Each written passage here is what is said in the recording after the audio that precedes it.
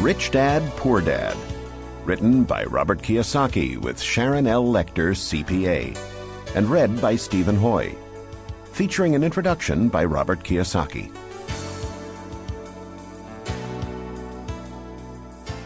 I had two fathers, a rich one and a poor one. One was highly educated and intelligent. He had a PhD and completed 4 years of undergraduate work in less than 2 years. The other father never finished the 8th grade. Both men were successful in their careers, working hard all their lives. Both earned substantial incomes. Yet one struggled financially all his life. The other would become one of the richest men in Hawaii. One died leaving tens of millions of dollars to his family, charities, and his church. The other left bills to be paid. Both men were strong, charismatic, and influential. Both men offered me advice, but they did not advise the same things. Both men believed strongly in education, but did not recommend the same course of study. If I had had only one dad, I would have had to accept or reject his advice. Having two dads advising me offered me the choice of contrasting points of view, one of a rich man and one of a poor man. Instead of simply accepting or rejecting one or the other, I found myself thinking more, comparing, and then choosing for myself. The problem was, the rich man was not rich yet, and the poor man not yet poor. Both were just starting out on their careers, and both were struggling with money and families. But they had very different points of view about the subject of money. For example, one dad would say, "The love of money is the root of all evil." The other, "The lack of money is the root of all evil." As a young boy, having two strong fathers, both influencing me, was difficult. I wanted to be a good son and listen, but the two fathers did not say the same things. The contrast in their points of view, particularly where money was concerned, was so extreme that I grew curious and intrigued. I began to start thinking for long periods of time about what each was saying. Much of my private time was spent reflecting, asking myself questions such as, "Why does he say that?" And then asking the same question of the other dad's statement. It would have been much easier to simply say, "Yeah, he's right, I agree with that," or to simply reject the point of view by saying, "The old man doesn't know what he's talking about." Instead, having two dads whom I love forced me to think and ultimately choose a way of thinking for myself. As a process, choosing to think for myself turned out to be much more valuable in the long run, rather than simply accepting or rejecting a single point of view. One of the reasons the rich get richer, the poor get poorer, and the middle class struggles in debt is because the subject of money is taught at home, not in school. Most of us learn about money from our parents. So what can a poor parent tell their child about money? They simply say, "Stay in school and study hard." The child may graduate with excellent grades, but with a poor person's financial programming and mindset. It was learned while the child was young. Money is not taught in schools. Schools focus on scholastic and professional skills, but not financial skills. This explains how smart bankers, doctors, and accountants who earned excellent grades in school may still struggle financially all their lives. Our staggering national debt is due in large part to highly educated politicians and government officials making financial decisions with little or no training on the subject of money. I often look ahead to the new millennium and wonder what will happen when we have millions of people who will need financial and medical assistance. They will be dependent upon their families or the government for financial support. What will happen when Medicare and Social Security run out of money? How will a nation survive if teaching children about money continues to be left to parents, most of whom will be, or already are, poor? Because I had two influential fathers, I learned from both of them. I had to think about each dad's advice, and in doing so, I gained valuable insight into the power and effect of one's thoughts on one's life. For example, one dad had a habit of saying, "I can't afford it." The other dad forbade those words to be used. He insisted I say, "How can I afford it?" One is a statement, and the other is a question. One lets you off the hook, and the other forces you to think. My soon-to-be-rich dad would explain that by automatically saying the words, "I can't afford it," your brain stops working. By asking the question, "How can I afford it?" your brain is put to work. He did not mean buy everything you wanted. He was fanatical about exercising your mind, the most powerful computer in the world. My brain gets stronger every day because I exercise it. The stronger it gets, the more money I can make. He believed that automatically saying, "I can't afford it," was a sign of mental laziness. Although both dads worked hard, I noticed that one dad had a habit of putting his brain to sleep when it came to money matters, and the other had a habit of exercising his brain. The long-term result was that one dad grew stronger financially and the other grew weaker. It is not much different from a person who goes to the gym to exercise on a regular basis versus someone who sits on the couch watching television. Proper physical exercise increases your chances for health, and proper mental exercise increases your chances for wealth. Laziness decreases both health and wealth. My two dads had opposing attitudes in thought. One dad thought that the rich should pay more in taxes and take care of those less fortunate. The other said, taxes punish those who produce and reward those who don't produce. One dad recommended, study hard so you can find a good company to work for. The other recommended, study hard so you can find a good company to buy. One dad said, the reason I'm not rich is because I have you kids. The other said, the reason I must be rich is because I have you kids. One dad encouraged talking about money and business at the dinner table.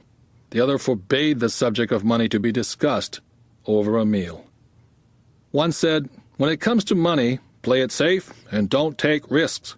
The other said, learn to manage risk. One believed, our home is our largest investment and our greatest asset. The other believed, my house is a liability, and if your house is your largest investment, you're in trouble. Both dads paid their bills on time, yet one paid his bills first, while the other paid his bills last. Being a product of two strong dads allowed me the luxury of observing the effects different thoughts have on one's life. I noticed that people really do shape their life through their thoughts. For example, my poor dad always said, I'll never be rich, and that prophecy became reality. My rich dad, on the other hand, always referred to himself as rich. He would say things like, I'm a rich man, and rich people don't do this. Even when he was flat broke, after a major financial setback, he continued to refer to himself as a rich man. He would cover himself by saying, there is a difference between being poor and being broke. Broke is temporary, and poor is eternal. My poor dad would also say, I'm not interested in money, or money doesn't matter. My rich dad always said, money is power. The power of our thoughts may never be measured or appreciated, but it became obvious to me as a young boy to be aware of my thoughts and how I expressed myself. I noticed that my poor dad was poor not because of the amount of money he earned, which was significant, but because of his thoughts and his actions. As a young boy, having two fathers, I became acutely aware of being careful which thoughts I chose to adopt as my own. Whom should I listen to? My rich dad or my poor dad? Although both men had tremendous respect for education and learning, they disagreed in what they thought was important to learn. One wanted me to study hard, earn a degree, and get a good job to work for money. He wanted me to study to become a professional, an attorney, or an accountant, or to go to business school for my MBA. The other encouraged me to study to be rich, to understand how money works, and learn how to have it work for me. I don't work for money, were the words he would repeat over and over. Money works for me. At the age of 9, I decided to listen to and learn from my rich dad about money. In doing so, I chose not to listen to my poor dad, even though he was the one with all the college degrees. Once I made up my mind whom to listen to, my education about money began.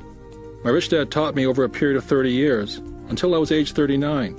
He stopped once he realized that I knew and fully understood what he had been trying to drum into my often thick skull.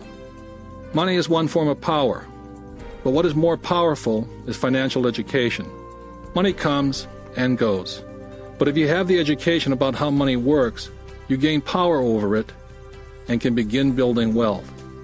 The reason positive thinking alone does not work is because most people went to school and never learned how money works, so they spend their lives working for money. Because I was only 9 years old when I started, the lessons my rich dad taught me were simple. And when it was all said and done, there are only 6 main lessons repeated over 30 years. This book is about those 6 lessons, put as simply as possible as my rich dad put forth those lessons to me. The lessons are not meant to be answers, but guideposts. Guideposts that will assist you and your children to grow wealthier, no matter what happens in a world of increasing change and uncertainty.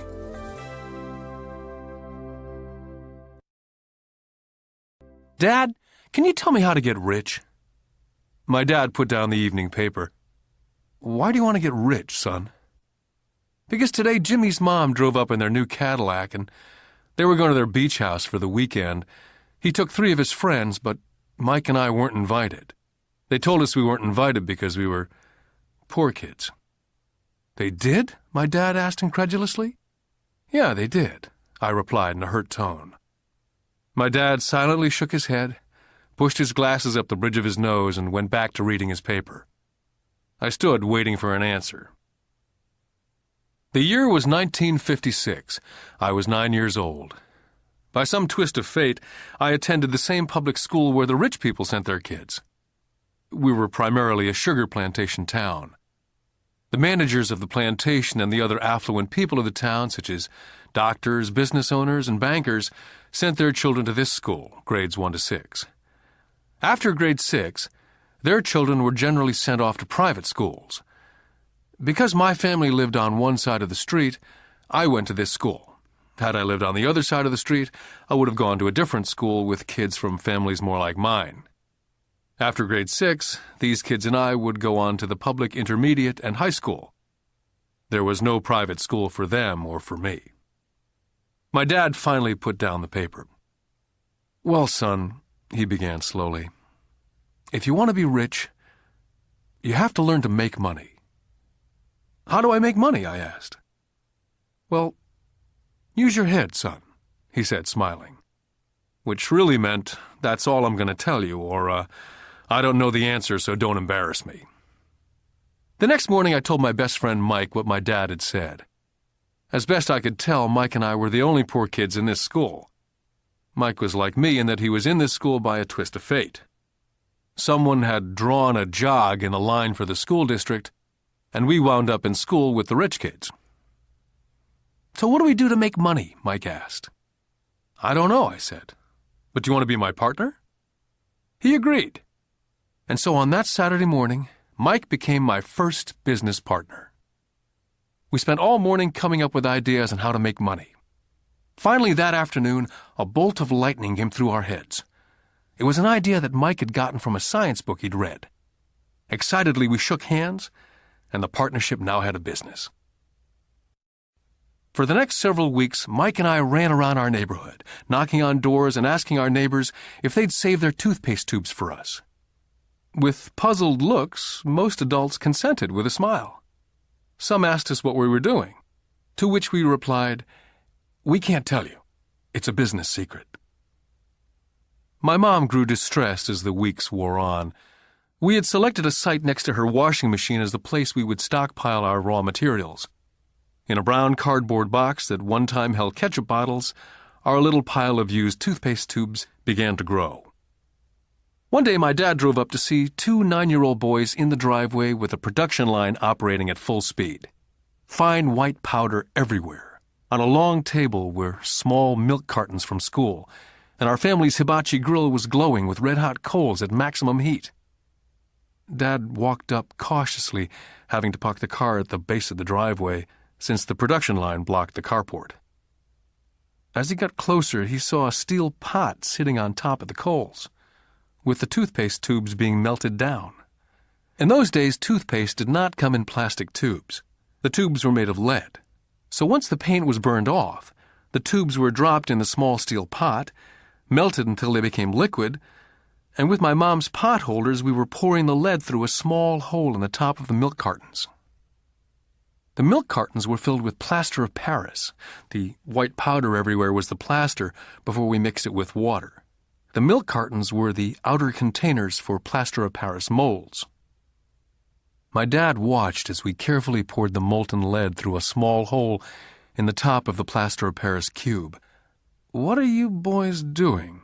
he asked with a cautious smile. "We're doing what you told me to do. We're going to be rich," I said. "Yep," said Mike, grinning and nodding his head. "We're partners." "And what is in those plaster molds?" Dad asked. "Watch," I said. "This should be a good batch." With a small hammer, I tapped at the seal that divided the cube in half. Cautiously, I pulled up the top half of the plaster mold, and a lead nickel fell out. "Oh, my God," my dad said. "You're casting nickels out of lead." "That's right," Mike said. "We're making money." My dad smiled and shook his head. Along with a fire and a box of spent toothpaste tubes in front of him were two little boys covered with white dust and smiling from ear to ear. He asked us to put everything down and sit with him on the front step of our house.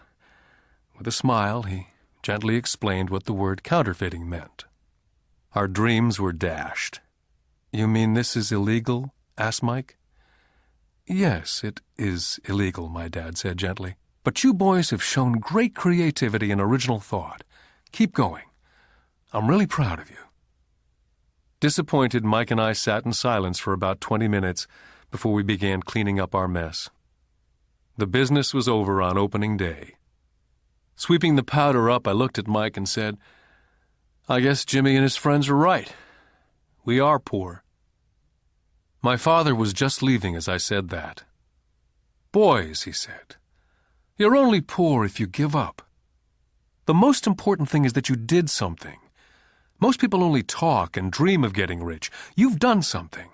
I'm very proud of the two of you. I will say it again. Keep going. Don't quit." Mike and I stood there in silence. They were nice words, but we still did not know what to do. "So how come you're not rich, Dad?" I asked. "Because I chose to be a schoolteacher. School teachers really don't think about being rich. We just like to teach. I wish I could help you, but I really don't know how to make money."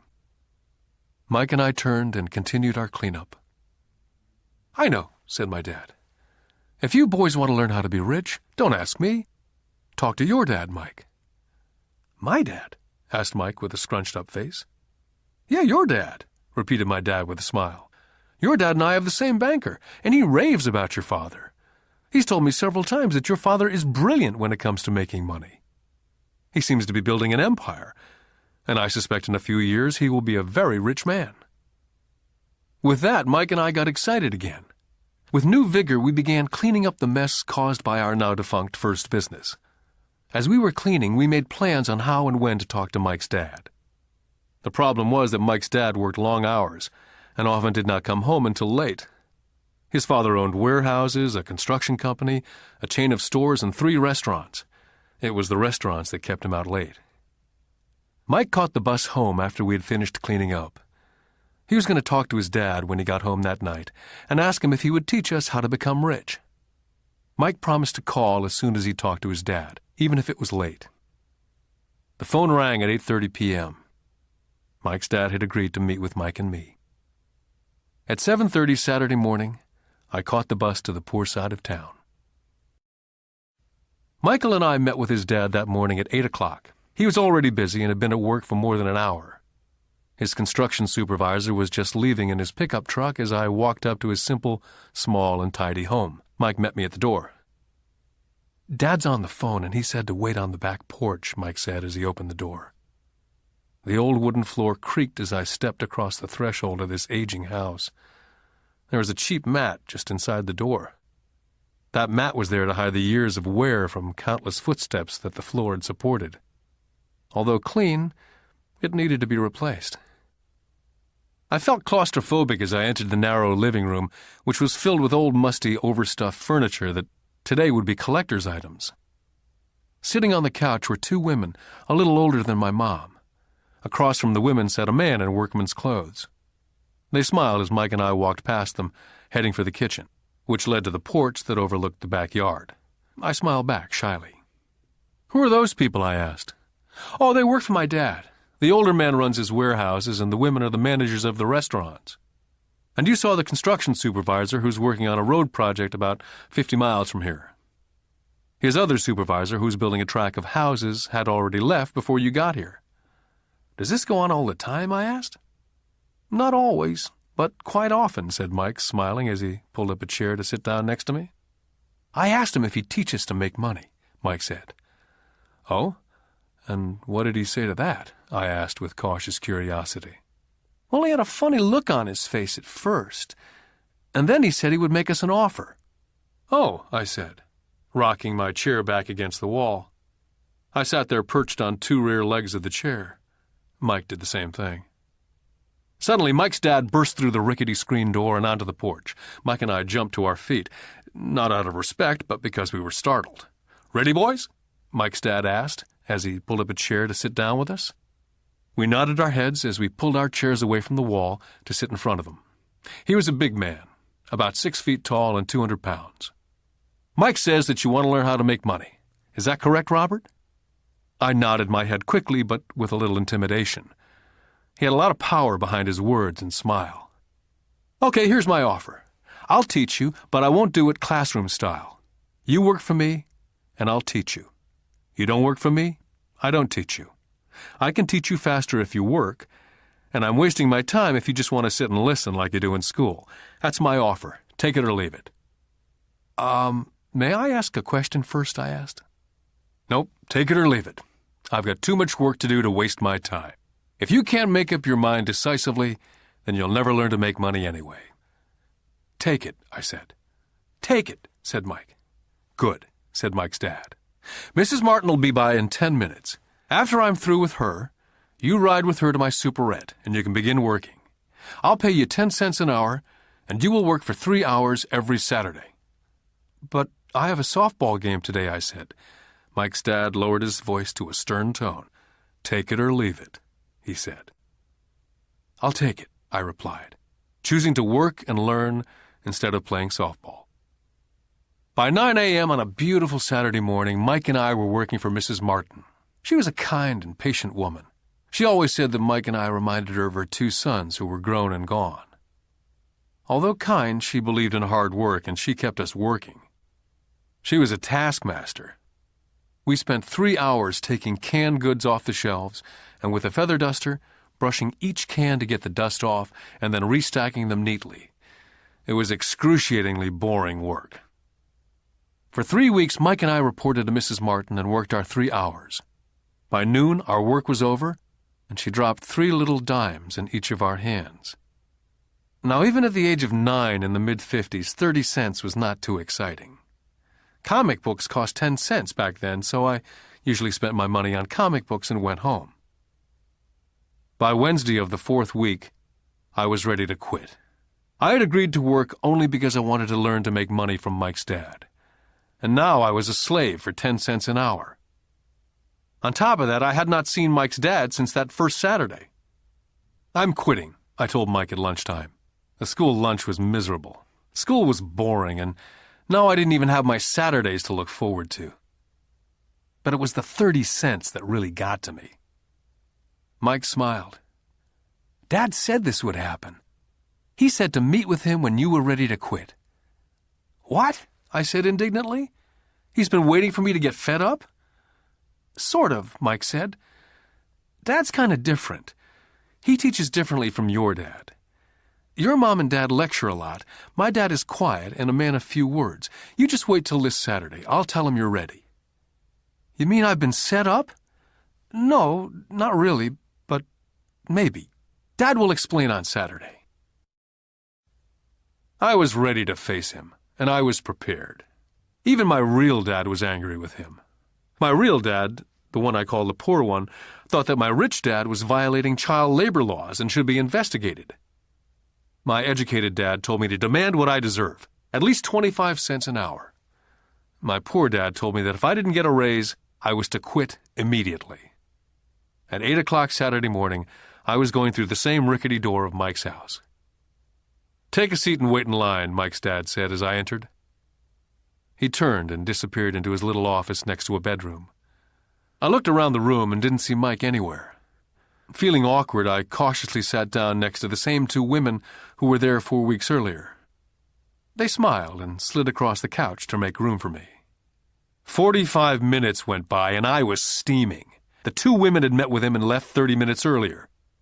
An older gentleman was in there for 20 minutes and was also gone. The house was empty, and I sat out in his musty dark living room on a beautiful sunny Hawaiian day, waiting to talk to a cheapskate who exploited children. I could hear him rustling around in the office, talking on the phone and ignoring me. I was now ready to walk out, but for some reason I stayed. Finally, 15 minutes later at exactly 9 o'clock, Rich Dad walked out of his office, said nothing, and signaled with his hand for me to enter his dingy office.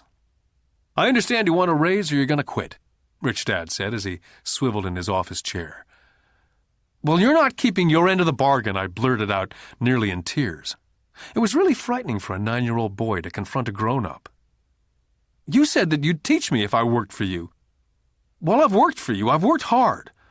I've given up my baseball games to work for you, and you don't keep your word. You haven't taught me anything. You're a crook like everyone in town thinks you are. You're greedy. You want all the money and don't take care of your employees. You make me wait and don't show me any respect. I'm only a little boy and I deserve to be treated better." Rich Dad rocked back in his swivel chair, hands up to his chin, somewhat staring at me. "Not bad," he said. "In less than a month you sound like most of my employees." "What?" I asked. Not understanding what he was saying, I continued with my grievance. "I thought you were going to keep up your end of the bargain and teach me. Instead, you want to torture me. That's cruel. That's really cruel." "I am teaching you," Rich Dad said quietly. "What have you taught me?" "Nothing," I said angrily. "You haven't even talked to me once since I agreed to work for peanuts. 10 cents an hour, huh? I should notify the government about you. We have child labor laws, you know.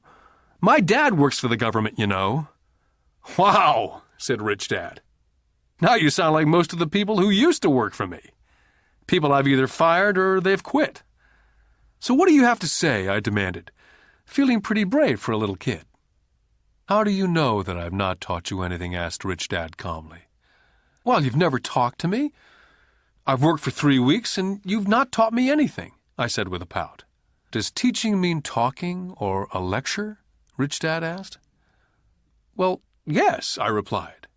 "That's how they teach you in school," he said, smiling. "But that is not how life teaches you. And I would say that life is the best teacher of all. Most of the time, life does not talk to you, just sort of pushes you around. Each push is life saying, 'Wake up. There's something I want you to learn.'" I had no idea what he was talking about. Life pushes all of us around. Some give up, others fight. A few learn the lesson and move on. They welcome life pushing them around. To these few people, it means they need and want to learn something. They learn and move on. Most quit, and a few, like you, fight. Rich Dad stood and shut the creaky old wooden window that needed repair. "If you learn this lesson, you will grow into a wise, wealthy, and happy young man. If you don't, you will spend your life blaming a job, low pay, or your boss for your problems. You'll live life hoping for that big break that'll solve all your money problems." Rich Dad looked over to me to see if I was still listening. His eyes met mine. We stared at each other, streams of communication going between us through our eyes. Finally, I pulled away once I had absorbed his last message. I knew he was right. I was blaming him, and I did ask to learn. I was fighting. Rich Dad continued, "Or if you're the kind of person who has no guts, you just give up every time life pushes you. If you're that kind of person, you'll live all your life playing it safe, doing the right things, saving yourself for some event that never happens. Then you die a boring old man. You'll have lots of friends who'll really like you because you were such a nice, hard-working guy. You spent a life playing it safe, doing the right things. But the truth is, you let life push you into submission. Deep down, you were terrified of taking risks. You really wanted to win, but the fear of losing was greater than the excitement of winning. Deep inside, you and only you will know that you didn't go for it. You chose to play it safe." our eyes met again. For 10 seconds we looked at each other, only pulling away once the message was received. "You've been pushing me around?" I asked. "Some people might say that," smiled Rich Dad. "I would say that I just gave you a taste of life." "What taste of life?" I asked, still angry but now curious. "You boys are the first people that have ever asked me to teach them how to make money. I have more than 150 employees, and not one of them has asked me what I know about money. They ask me for a job and a paycheck, but never to teach them about money. So most will spend the best years of their lives working for money, not really understanding what it is they're working for." I sat there listening intently. "So when Mike told me about you wanting to learn how to make money, I decided to design a course that was close to real life. Now, I could talk till I was blue in the face, but you wouldn't hear a thing. So I decided to let life push you around a bit so you could hear me. That's why I only paid you 10 cents. "So what is the lesson I learned from working for only 10 cents an hour?" I asked. "That you're cheap and exploit your workers?" Rich Dad laughed heartily. "You'd best change your point of view. Stop blaming me, thinking I'm the problem. If you think I'm the problem, then you have to change me. If you realize that you're the problem, then you can change yourself, learn something, and grow wiser." "But you only pay me 10 cents. "So what are you learning?" Rich Dad asked, smiling. "That you're cheap," I said with a sly grin. "See, you think I'm the problem," said Rich Dad. "But you are. Well, keep that attitude and you learn nothing. Keep the attitude that I'm the problem, and what choices do you have?" "Well, if you don't pay me more or show me more respect and teach me, I'll quit." "Well put," Rich Dad said. And that's exactly what most people do. They quit and go looking for another job, better opportunity, and higher pay, actually thinking that a new job or more pay will solve the problem. In most cases, it won't. "So what will solve the problem?" I asked. "Just take this measly 10 cents an hour and smile?" Rich Dad smiled. "That's what the other people do. Just accept a paycheck, knowing that they and their family will struggle financially. But that's all they do. Waiting for a raise, thinking that more money will solve the problem. Most just accept it, and some take a second job working harder, but again accepting a small paycheck." I sat staring at the floor, beginning to understand the lesson Rich Dad was presenting. I could sense it was a taste of life. Finally, I looked up and repeated the question. "So what will solve the problem?" "This," he said, tapping me gently on the head. "This stuff between your ears." It was at that moment that Rich Dad shared the pivotal point of view that separated him from his employees and my poor dad, and led him to eventually become one of the richest men in Hawaii, while my highly educated but poor dad struggled financially all his life. It was a singular point of view that made all the difference over a lifetime. Rich Dad said over and over this point of view, which I call lesson number 1. The rich don't work for money. On that bright Saturday morning, I was learning a completely different point of view from what I'd been taught by my poor dad. At the age of 9, I grew aware that both dads wanted me to learn. Both dads encouraged me to study, but not the same things. My highly educated dad recommended that I do what he did. "Son, I want you to study hard, get good grades, so you can find a safe, secure job with a big company, and make sure it has excellent benefits." My rich dad wanted me to learn how money works, so I could make it work for me. These lessons I would learn through life with his guidance, not because of a classroom. My rich dad continued my first lesson. "I'm glad you get angry about working for 10 cents an hour. If you'd not gotten angry, and had gladly accepted it, I would have to tell you that I could not teach you. You see, true learning takes energy, passion, a burning desire. Anger is a big part of that formula, for passion is anger and love combined. When it comes to money, most people want to play it safe and feel secure, so passion does not direct them, fear does." "So is that why they'll take a job with low pay?" I asked. "Yes," said Rich Dad. "Some people say I exploit people because they don't pay as much as the sugar plantation or the government. I say people exploit themselves. It's their fear, not mine. But don't you feel you should pay them more? I asked. I don't have to. And besides, more money will not solve the problem. Just look at your dad. He makes a lot of money and he still can't pay his bills. Most people, given more money, only get into more debt. So that's why the 10 cents an hour, I said, smiling. It's a part of the lesson. That's right, smiled Rich Dad. You see, your dad went to school and got an excellent education so he could get a high-paying job, which he did. But he still has money problems because he never learned anything about money at school. On top of that, he believes in working for money. And you don't, I asked? No, not really, said Rich Dad. If you want to learn to work for money, then stay in school. That's a great place to learn to do that. But if you want to learn how to have money work for you, then I will teach you that. But only if you want to learn. Wouldn't everyone want to learn that, I asked? No, said Rich Dad, simply because it's easier to learn to work for money, especially if fear is your primary emotion when the subject of money is discussed. I don't understand, I said with a frown. Well, don't worry about that for now. Just know that it's fear that keeps most people working at a job. The fear of not paying their bills, the fear of being fired, the fear of not having enough money, the fear of starting over. That's the price of studying to learn a profession or trade and then working for money. Most people become a slave to money and then get angry at their boss. Learning to have money work for you is a completely different course of study, I asked. Absolutely, Rich Dad answered.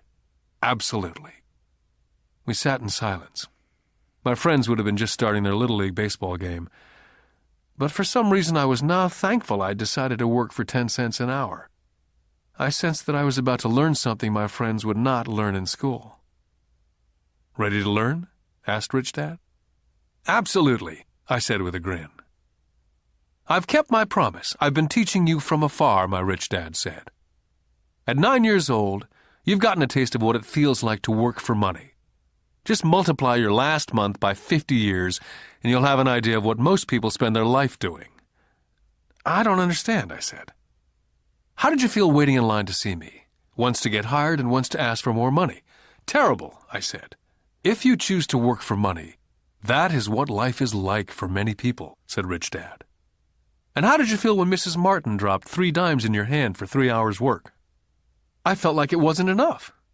It seemed like nothing. I was disappointed, I said.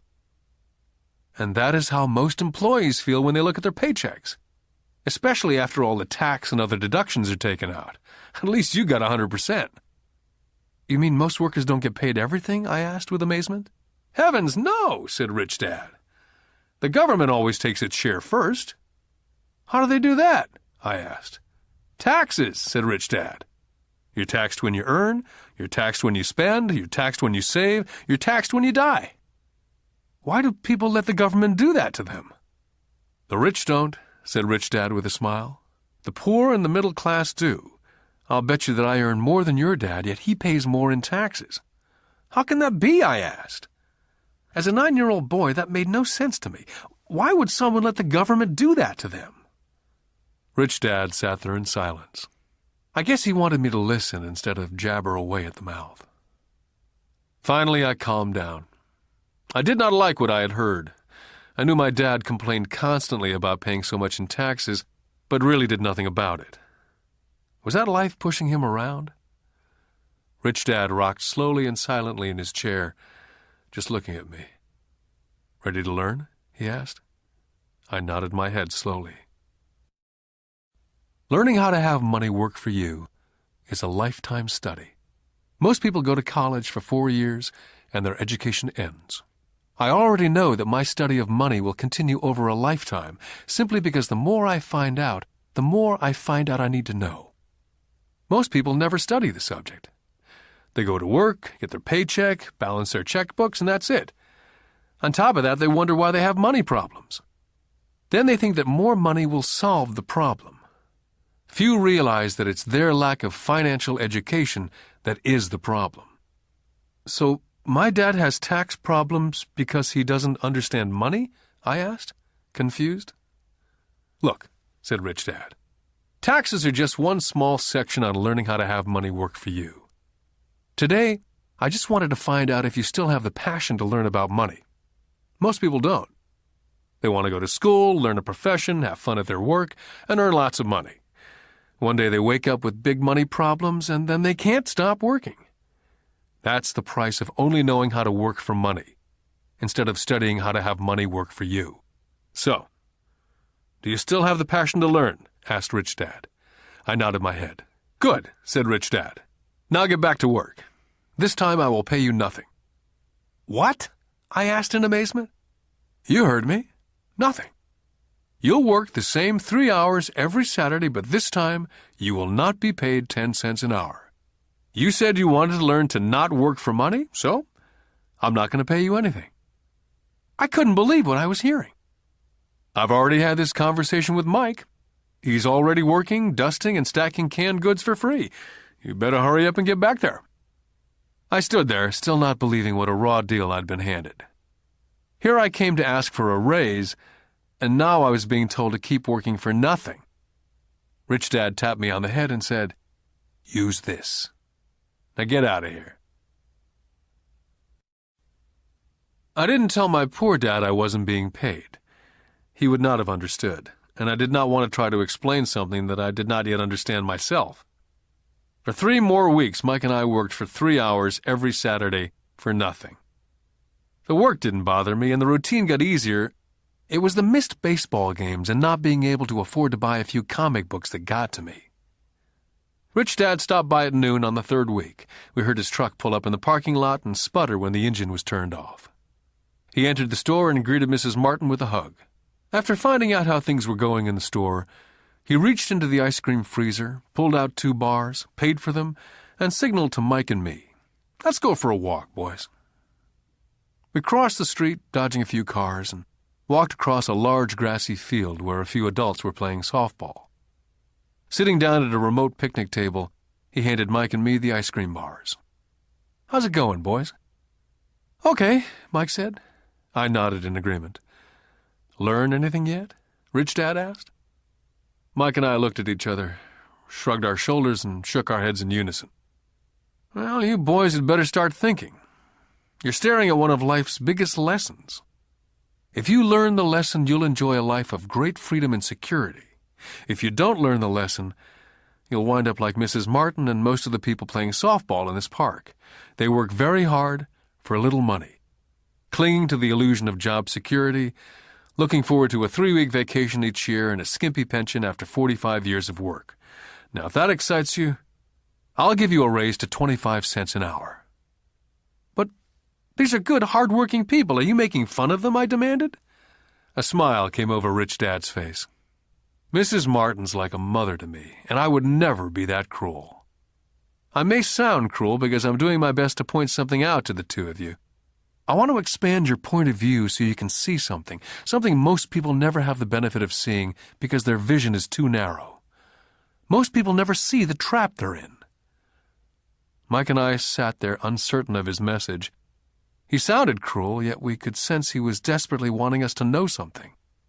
With a smile, Rich Dad said, "Doesn't that 25 cents an hour sound good? Doesn't that make your heart beat a little faster?" I shook my head no, but it really did. 25 cents an hour would be big bucks to me. "Okay, I'll pay you $1 an hour," Rich Dad said with a sly grin. Now my heart was beginning to race. My brain was screaming, "Take it, take it." I could not believe what I was hearing. Still, I said nothing. "Okay, $2 an hour." My little 9-year-old brain and heart nearly exploded. After all, it was 1956, and being paid $2 an hour would have made me the richest kid in the world. I couldn't imagine earning that kind of money. I wanted to say yes, but somehow my mouth stayed silent. Maybe my brain had overheated and blown a fuse, but deep down I badly wanted that $2 an hour. The ice cream had melted and was running down my hand. Rich Dad was looking at 2 boys staring back at him, eyes wide open and brains empty. He knew that he was testing us, and he knew there was part of our emotions that wanted to take the deal. "Okay," he said, $5 an hour. Suddenly there was a silence from inside me. Something had changed. The offer was too big and had gotten ridiculous. Not too many grown-ups in 1956 made more than $5 an hour. The temptation disappeared and a calm set in. Slowly I turned to my left to look at Mike. He looked back at me. The part of my soul that was weak and needy was silenced. The part of me that had no price took over. There was a calm and a certainty about money that entered my brain and my soul. I knew Mike had gotten to that point also. "Good," Rich Dad said softly. "Most people have a price. And they have a price because of human emotions named fear and greed. First, the fear of being without money motivates us to work hard. And then once we get that paycheck, greed or desire starts us thinking about all the wonderful things money can buy. The pattern is then set." "What pattern?" I asked. "The pattern of get up, go to work, pay bills, get up, go to work, pay bills. Their lives are then run forever by two emotions, fear and greed. Offer them more money, and they continue the cycle by also increasing their spending. This is what I call the rat race." "There is another way?" Mike asked. "Yes," said Rich Dad slowly, "but only a few people find it." "And what is that way?" Mike asked. "That's what I hope you boys will find out as you work and study with me. That is why I took away all forms of pay." "Any hints?" Mike asked. "We're kind of tired of working hard, especially for nothing." "Well, the first step is telling the truth," said Rich Dad. "We haven't been lying," I said. "I did not say you were lying. I said to tell the truth," Rich Dad came back. "The truth about what?" I asked. "How you're feeling," Rich Dad said. "You don't have to say it to anyone else, just yourself." "You mean the people in this park, the people who work for you, Mrs. Martin, they don't do that?" I asked. "I doubt it," Rich Dad said. "Instead, they feel the fear of not having money. Instead of confronting the fear, they react instead of think. They react emotionally instead of using their heads," Rich Dad said, tapping us on our heads. "Then they get a few bucks in their hands, and again the emotion of joy and desire and greed take over. And again they react instead of think." "So their emotions do their thinking," Mike said. "That's correct," said Rich Dad. "Money is running their lives, and they refuse to tell the truth about that. Money is in control of their emotions, and hence their souls." Rich Dad sat quietly, letting his words sink in. Realizing we had absorbed as much as possible of what he was talking about, Rich Dad said, "I want you boys to avoid that trap. That is really what I want to teach you. Not just to be rich, because being rich does not solve the problem." "It doesn't?" I asked, surprised. "No, it doesn't. Let me finish with the other emotion, which is desire. Some call it greed, but I prefer desire. It's perfectly normal to desire something better, prettier, more fun or exciting. So people also work for money because of desire. They desire money for the joy they think it can buy. But the joy that money brings is often short-lived, and they soon need more money for more joy, more pleasure, more comfort, more security. So they keep working, thinking money will soothe their souls that are troubled by fear and desire, but money cannot do that." "Even for rich people?" Mike asked. "Rich people included," said Rich Dad. "In fact, the reason many rich people are rich is not because of desire, but because of fear. They actually think that money can eliminate that fear of not having money, of being poor. So they amass tons of it only to find out that the fear gets worse. They now fear losing it. I have friends who keep on working even though they have plenty. I know people who have millions who are more afraid now than when they were poor. They're terrified of losing all their money. I want to teach you to master the power of money, not be afraid of it. And they don't teach that in school. If you don't learn it, you can become a slave to money." It was finally making sense. He did want us to widen our views, to see what Mrs. Martin could not see, his employees could not see, or my dad for that matter. He used examples that sounded cruel at the time, but I've never forgotten them. My vision widened that day, and I could begin to see the trap that lay ahead for most people. You see, we're all employees, ultimately. We just work at different levels, said Rich Dad. I just want you boys to have a chance to avoid the trap. The trap caused by those two emotions, fear and desire. Use them in your favor, not against you. That's what I want to teach you. I'm not interested in just teaching you to make a pile of money. That won't handle the fear or desire. If you don't first handle fear and desire and you get rich, you'll only be a high-paid slave. So how do we avoid the trap? I asked. The main cause of poverty or financial struggle is fear and ignorance, not the economy or the government or the rich. It's self-inflicted fear and ignorance that keeps people trapped. So you boys go to school and get your college degrees. I'll teach you how to stay out of the trap. The pieces of the puzzle were appearing. My highly educated dad had a great education and a great career, but school never told him how to handle money or his fears. It became clear that I could learn different and important things from two fathers. So you've been talking about the fear of not having money. How does the desire of money affect our thinking? Mike asked. How did you feel when I tempted you with a pay raise? Did you notice your desires rising? We nodded our heads. By not giving into your emotions, you were able to delay your reactions and think. That's most important. We will always have emotions of fear and greed. From here on in, it's most important for you to use those emotions to your advantage and for the long term, and not simply let your emotions run you by controlling your thinking. Most people use fear and greed against themselves. That's the start of ignorance.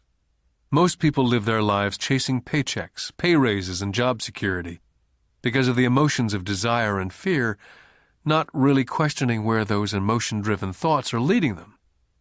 It's just like the picture of a donkey dragging a cart with its owner dangling a carrot just in front of the donkey's nose.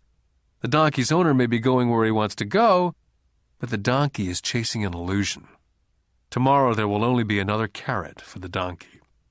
You mean the moment I began to picture a new baseball glove, candy or toys that's like a carrot to a donkey, Mike asked? Yeah. And as you get older, your toys get more expensive.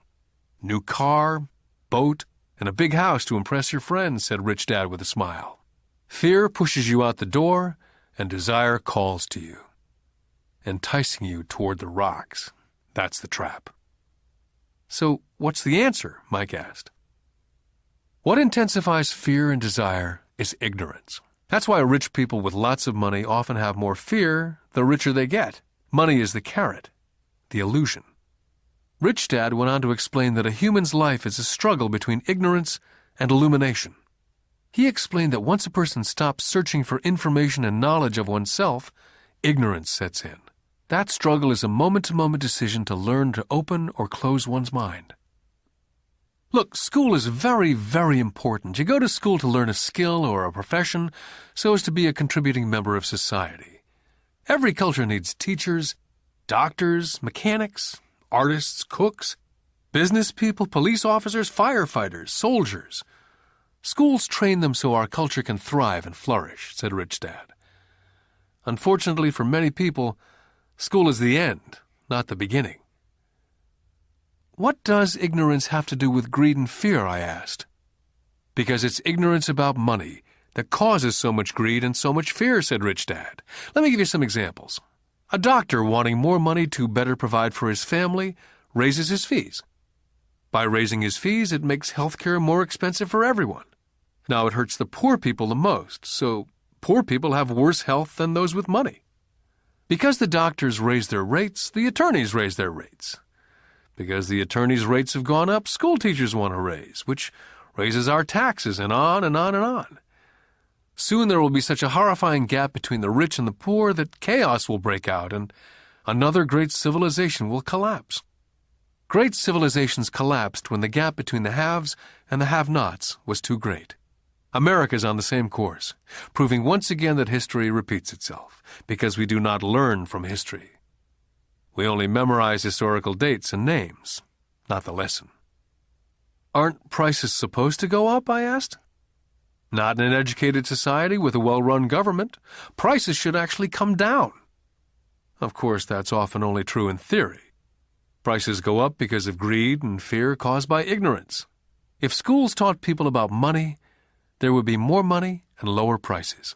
But schools only focus on teaching people to work for money, not how to harness money's power.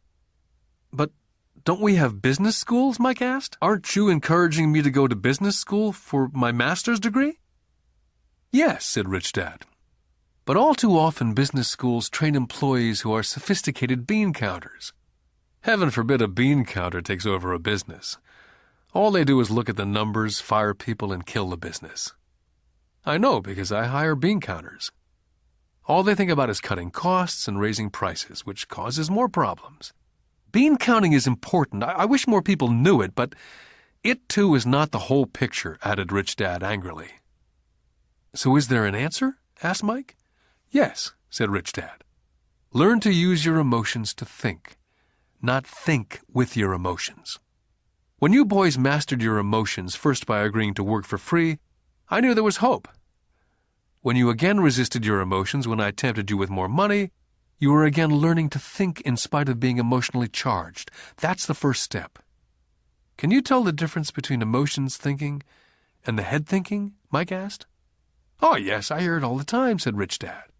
I hear things like, well, everyone has to work, or the rich are crooks, or I'll get another job, I deserve this raise. You can't push me around, or I like this job because it's secure. Instead of, is there something I'm missing here?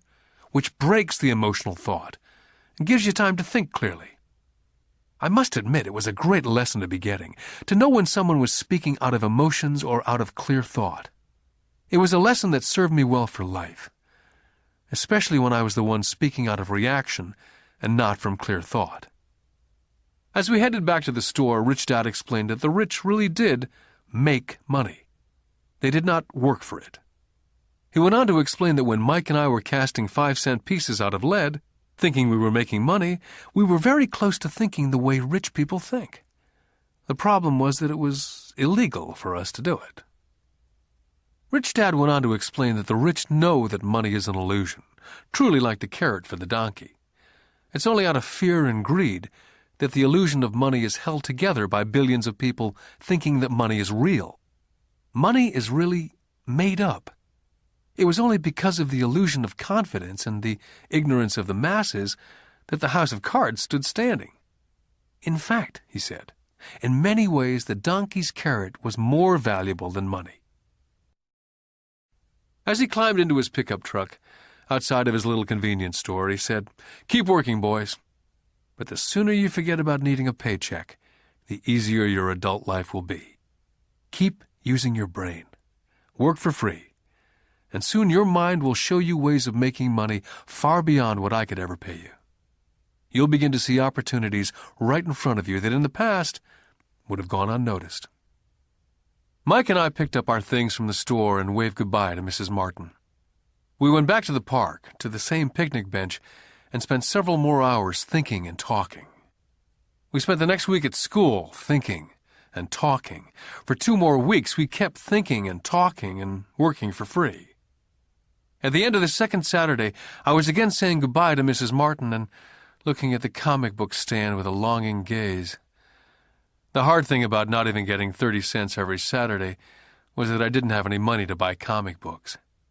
Suddenly, as Mrs. Martin was saying goodbye to Mike and me, I saw something she was doing that I'd never seen her do before. I mean, I'd seen her do it, but I never took notice of it. Mrs. Martin was cutting the front page of the comic book in half. She was keeping the top half of the comic book cover and throwing the rest of the comic book into a large brown cardboard box. When I asked her what she did with the comic books, she said, "I throw them away. I give the top half of the cover back to the comic book distributor for credit when he brings in the new comics. He's coming in an hour." Mike and I waited for an hour. Soon the distributor arrived, and I asked him if we could have the comic books, to which he replied, "You can have them if you work for this store and do not resell them." Our partnership was revived. Mike's mom had a spare room in the basement that no one used. We cleaned it out and began piling hundreds of comic books in that room. Soon our comic book library was open to the public. We hired Mike's younger sister, who loved to study, to be head librarian. She charged each child 10 cents admission to the library, which was open from 2:30 to 4:30 p.m. every day after school. The customers, the children of the neighborhood, could read as many comics as they could in 2 hours. It was a bargain for them, since a comic cost 10 cents each, and they could read 5 or 6 in 2 hours. Mike's sister would check the kids as they left to make sure they weren't borrowing any comic books. She also kept the books, logging in how many kids showed up each day, who they were, and any comments they might have. Mike and I averaged $9.50 per week over a 3-month period. We paid his sister $1 a week and allowed her to read the comics for free, which she rarely did since she was always studying. Mike and I kept our agreement by working in the store every Saturday and collecting all the comic books from the different stores. We kept our agreement to the distributor by not selling any comic books. We burned them once they got too tattered.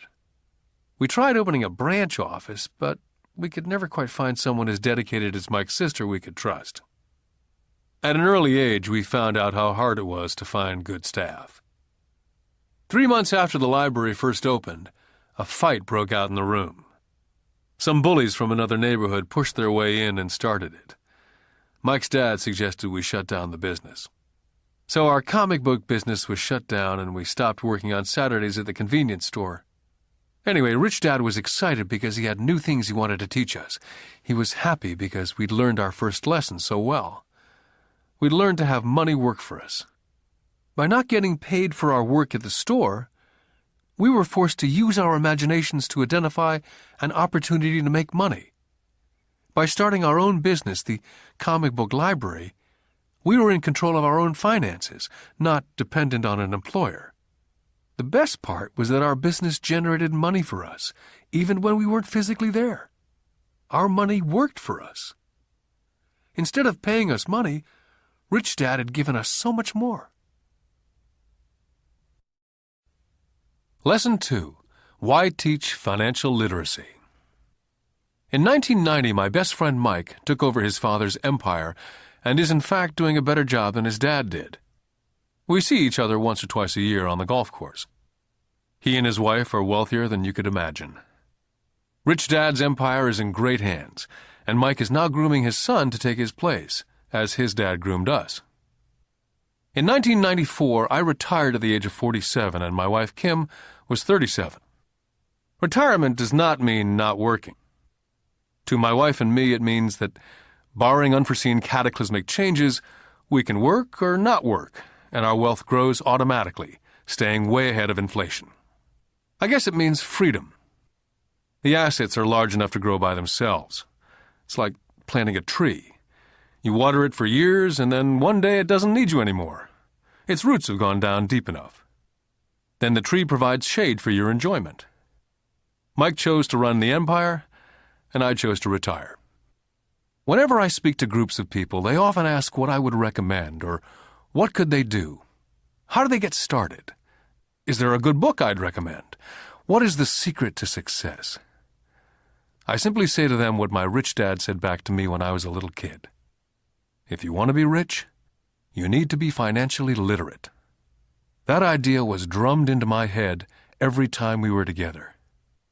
As I said, my educated dad stressed the importance of reading books, while my rich dad stressed the need to master financial literacy. If you're going to build the Empire State Building, the first thing you need to do is dig a deep hole and pour a strong foundation. If you're going to build a home in the suburbs, all you need to do is pour a 6-inch slab of concrete. Most people, in their drive to get rich, are trying to build an Empire State Building on a 6-inch slab.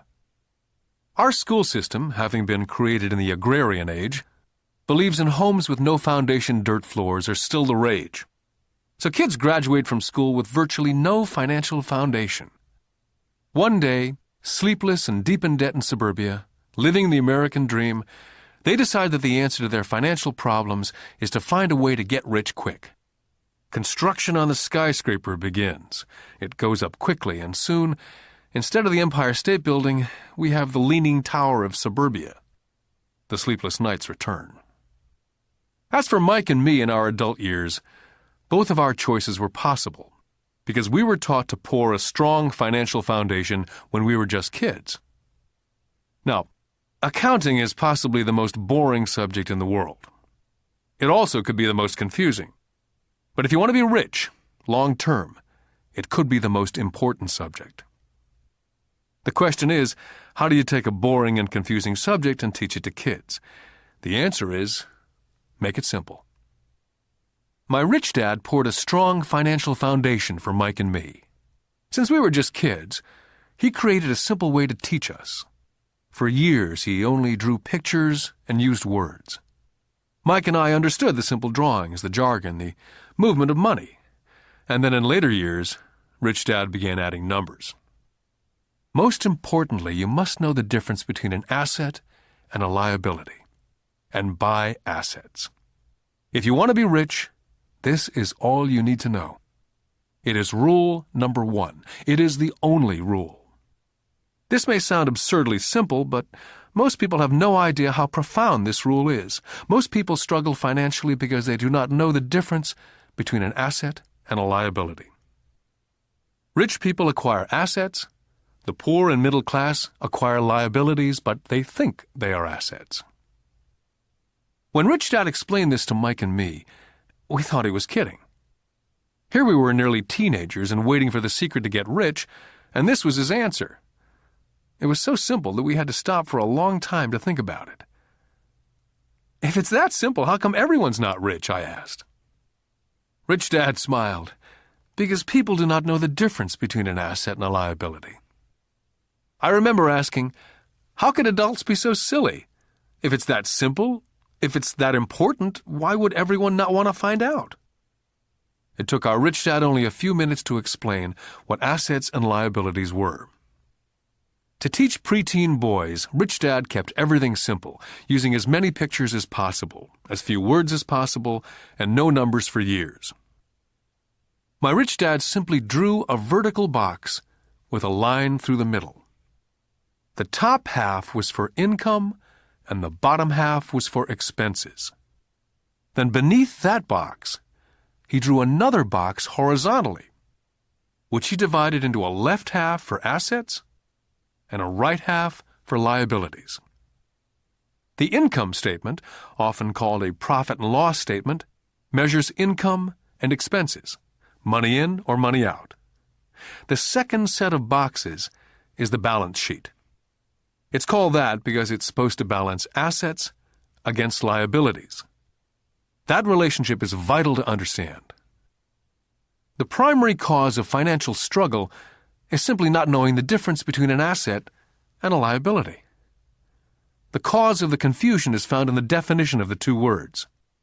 If you want a lesson in confusion, simply look up the words asset and liability in the dictionary.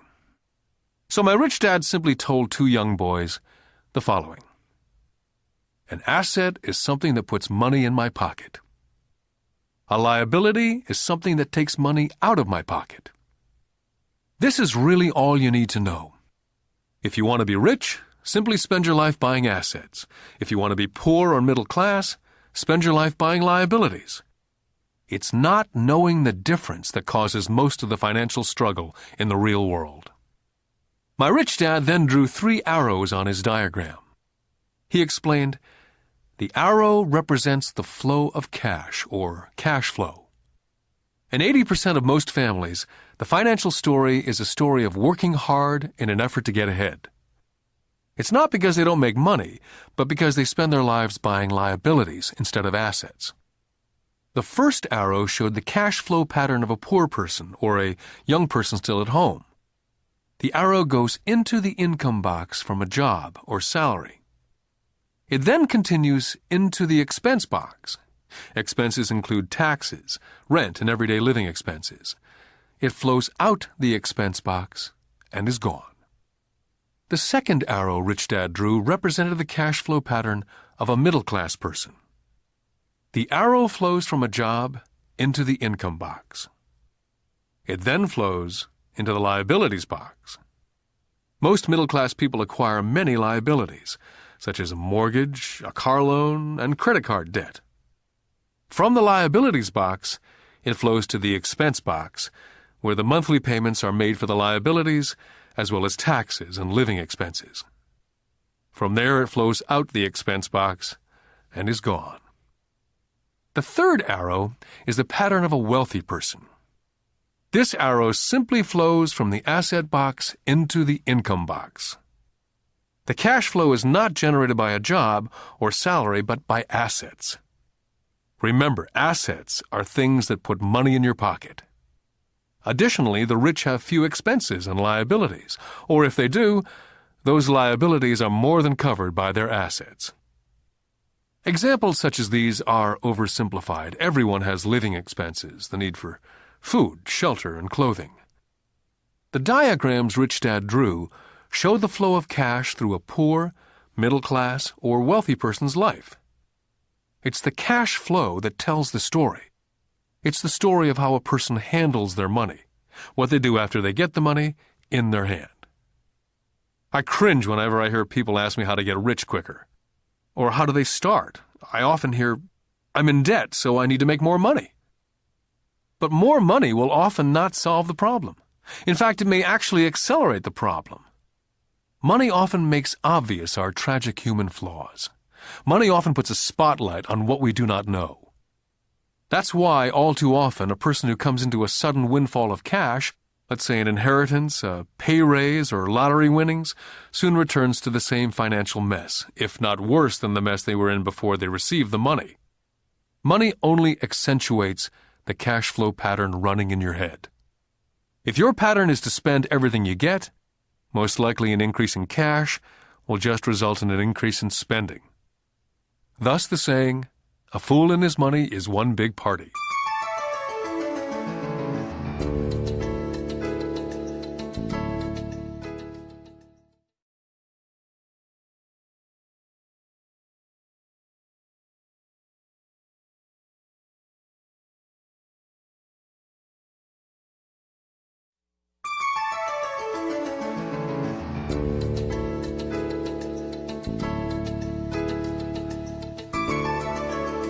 Because students leave school without financial skills, millions of educated people pursue their profession successfully, but later find themselves struggling financially.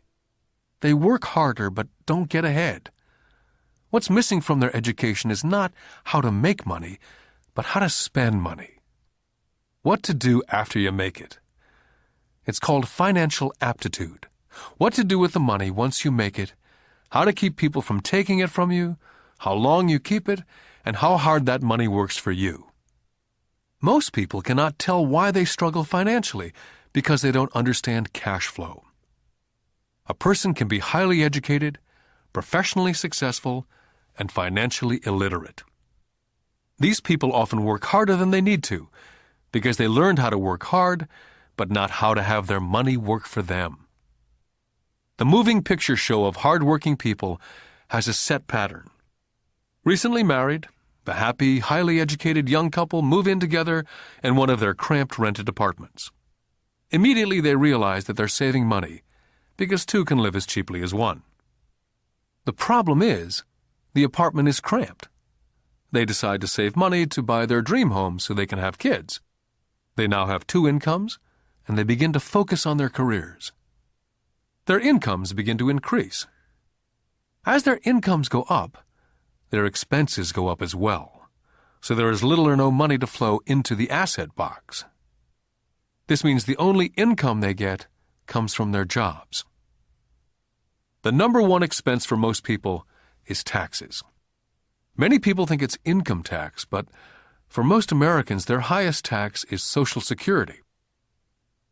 As an employee, it appears as if the Social Security tax, combined with the Medicare tax rate, is roughly 7.5%. But it's really 15%, since the employer must match the Social Security amount. In essence, it is money the employer cannot pay you. On top of that, you still have to pay income tax on the amount deducted from your wages for Social Security tax. Income you never receive because it went directly to Social Security through withholding. Then their liabilities go up. This is best demonstrated by going back to the young couple. As a result of their incomes going up, they decide to go out and buy the house of their dreams. Once in their house, they have a new tax, called property tax. Then they buy a new car, new furniture, and new appliances to match their new house. All of a sudden, they wake up, and their liabilities column is full of mortgage debt and credit card debt. They're now trapped in the rat race. A child comes along. They work harder. The process repeats itself. More money and higher taxes, also called bracket creep. A credit card comes in the mail. They use it. It maxes out. A loan company calls and says their greatest asset, their home, has appreciated in value. The company offers a bill consolidation loan because their credit is so good and tells them the intelligent thing to do is clear off the high-interest consumer debt by paying off their credit card. And besides, interest on their home is a tax deduction. They go for it and pay off those high-interest credit cards. They breathe a sigh of relief. Their credit cards are paid off. They've now folded their consumer debt into their home mortgage. Their payments go down because they extend their debt over 30 years. It is the smart thing to do. Their neighbor calls to invite them to go shopping. The Memorial Day sale is on. A chance to save some money. They say to themselves, "I won't buy anything, I'll just go look." But just in case they find something, they tuck that clean credit card inside their wallet. I run into this young couple all the time. Their names change, but their financial dilemma is the same. They come to one of my talks to hear what I have to say. They ask me, "Can you tell us how to make more money?" Their spending habits have caused them to seek more income. They don't even know that the trouble is really how they choose to spend the money they do have. And that is the real cause of their financial struggle. It's caused by financial illiteracy and not understanding the difference between an asset and a liability. More money seldom solves someone's money problems. Intelligence solves problems. There's a saying a friend of mine says over and over to people in debt: if you find yourself in a hole, stop digging. The poor and middle class all too often allow the power of money to control them. By simply getting up and working harder, failing to ask themselves if what they do makes sense, they shoot themselves in the foot as they leave for work every morning. By not fully understanding money, the vast majority of people allow the awesome power of money to control them. The power of money is used against them. By the time Mike and I were 16 years old, we began to have problems in school. We were not bad kids. We just began to separate from the crowd. We worked for Mike's dad after school and on the weekends. Mike and I often spent hours after work just sitting at a table with his dad while he held meetings with his bankers, attorneys, accountants, brokers, investors, managers, and employees. We learned more sitting at his meetings than we did in all our years of school, college included. Mike's dad was not school-educated, but he was financially educated and successful as a result. He used to tell us over and over again, an intelligent person hires people who are more intelligent than they are. So Mike and I had the benefit of spending hours listening to, and in the process learning from, intelligent people. But because of this, both Mike and I just could not go along with the standard dogma that our teachers preached. Occasionally, Mike or I would ask our teachers how what we studied was applicable, or we asked why we never studied money and how it worked. To the latter question, we often got the answer that money was not important, that if we excelled in our education, the money would follow. The more we knew about the power of money, the more distant we grew from the teachers and our classmates. My highly educated dad never pressured me about my grades. I often wondered why, but we did begin to argue about money. By the time I was 16, I probably had a far better foundation with money than both my mom and dad. I could keep books. I listened to tax accountants, corporate attorneys, bankers, real estate brokers, investors, and so forth. My dad talked to teachers. One day, my dad was telling me why our home was his greatest investment. A not too pleasant argument took place when I showed him why I thought a house was not a good investment. The argument illustrated the difference in perception between my rich dad and my poor dad when it came to their homes. Poor dad thought his house was an asset and listed it in the asset box, and the rich dad thought it was a liability and put his home in the liability box. I remember when I drew a diagram for my dad showing him the direction of cash flow. I also showed him the ancillary expenses that went along with owning the home. A bigger home meant bigger expenses, and the cash flow kept going out through the expense column. Today, I am still challenged on the idea of a house not being an asset. And I know that for many people, it's their dream as well as their largest investment. And owning your own home is better than nothing. I simply offer an alternate way of looking at this popular dogma. My wife and I would love a bigger, more flashy house to impress the Joneses, but we know it is not an asset. It's a liability since it takes money out of our pocket. So here's the argument I put forth. I really do not expect most people to agree with it because a nice home is an emotional thing. And when it comes to money, high emotions tend to lower financial intelligence. When it comes to houses, I point out that most people work all their lives paying for a home they never own. In other words, most people buy a new house every so many years, each time incurring a new 30-year loan to pay off the previous one. Even though people receive a tax deduction for interest on mortgage payments, they pay for all their other expenses with after-tax dollars, even after they pay off their mortgage. Then there are property taxes. My wife's parents were shocked when the property taxes on their home went to $1,000 a month. This was after they'd retired, so the increase put a strain on their retirement budget, and they felt forced to move. Also, houses do not always go up in value. I still had friends who owe $1 million for a home that will today sell for only $700,000. Finally, the greatest losses of all are those from missed opportunities. If all your money is tied up in your house, you may be forced to work harder because your money continues blowing out of the expense column instead of adding to the asset column. The classic middle-class cash flow pattern. If a young couple would put more money into their asset column early on, their later years would get easier, especially as they prepared to send their children to college. Their assets would have grown and would be available to help cover expenses. All too often, a house only serves as a vehicle for incurring a home equity loan to pay for mounting expenses. In summary, the end result in making a decision to own a house that is too expensive in lieu of starting an investment portfolio early on impacts an individual in at least the following 3 ways. Number 1, loss of time, during which other assets could have grown in value. Number 2, loss of additional capital, which could have been invested instead of paying for high-maintenance expenses related directly to the home. Number 3, loss of education. Too often, people count their house, savings, and retirement plan as all they have in their asset column. Because they have no money to invest, they simply do not invest. This costs them investment experience. Most never become what the investment world calls a sophisticated investor.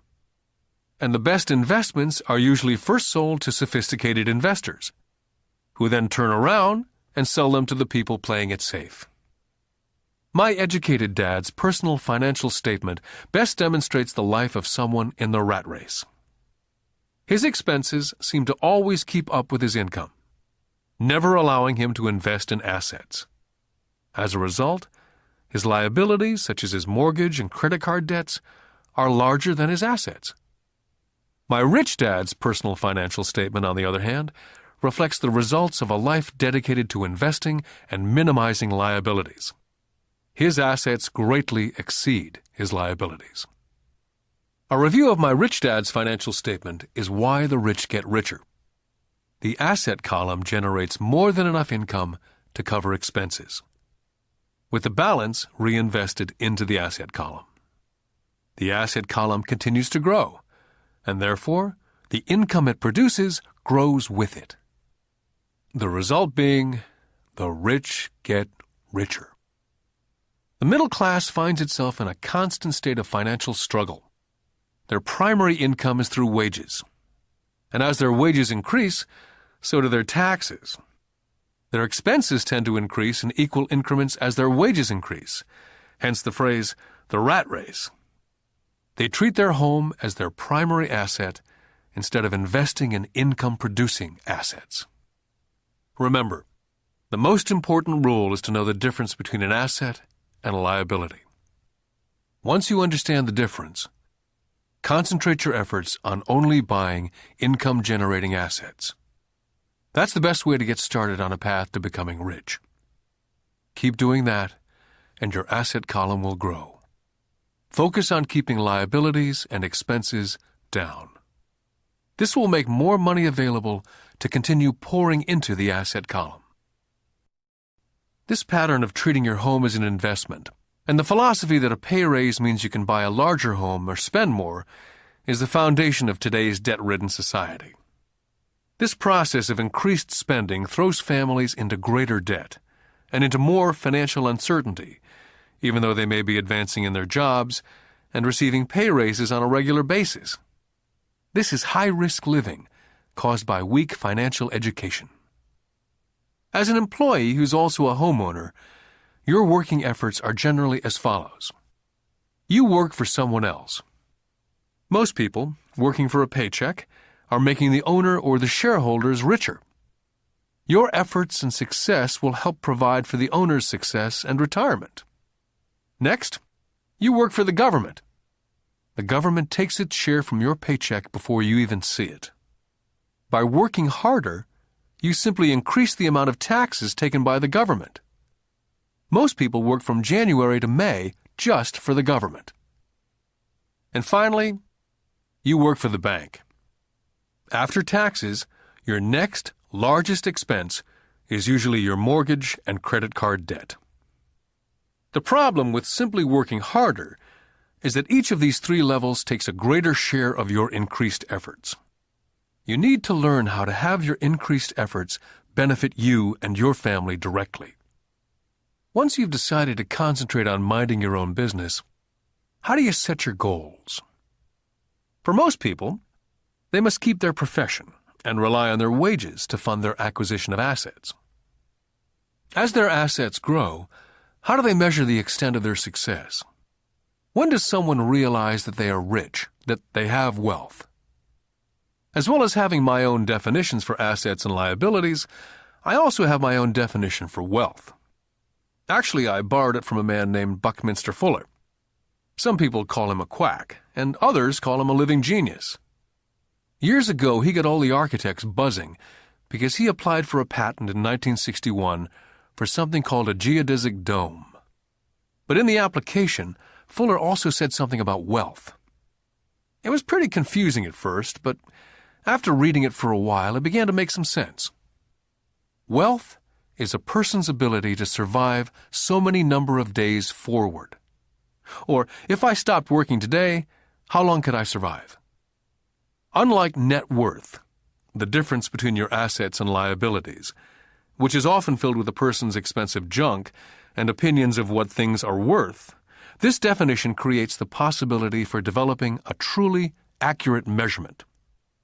I could now measure and really know where I was in terms of my goal to become financially independent. Although net worth often includes these non-cash producing assets like stuff you bought that now sits in your garage, wealth measures how much money your money is making, and therefore your financial survivability. Wealth is the measure of the cash flow from the asset column compared with the expense column. Let's use an example. Let's say I have a cash flow from my asset column of $1,000 a month, and I have monthly expenses of $2,000. What's my wealth? Let's go back to Buckminster Fuller's definition. Using his definition, how many days forward can I survive? And let's assume a 30-day month. By that definition, I have enough cash flow for half a month. When I have achieved $2,000 a month cash flow from my assets, then I will be wealthy. I now have income generated from assets each month that fully covers my monthly expenses. If I want to increase my expenses, I first must increase my cash flow from assets to maintain this level of wealth. Take notice that it's at this point that I am no longer dependent on my wages.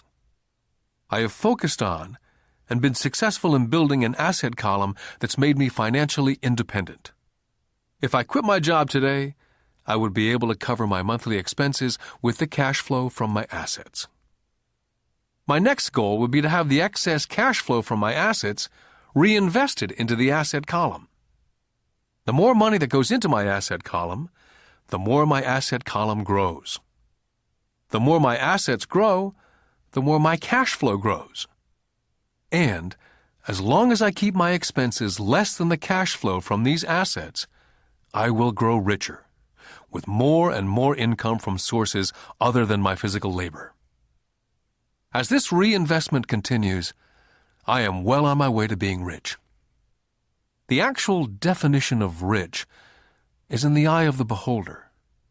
You can never be too rich. Just remember this simple observation. The rich buy assets, the poor only have expenses. The middle class buys liabilities they think are assets. So how do I start minding my own business? What's the answer? Listen to the founder of McDonald's. Lesson 3. Mind your own business. In 1974, Ray Kroc, the founder of McDonald's, was asked to speak at the MBA class at the University of Texas at Austin. A dear friend of mine, Keith Cunningham, was a student in that MBA class. After a powerful and inspiring talk, the class adjourned, and the students asked Ray if he would join them at their favorite hangout to have a few beers. Ray graciously accepted. "What business am I in?" Ray asked, once the group had all their beers in hand. "Everyone laughed," said Keith.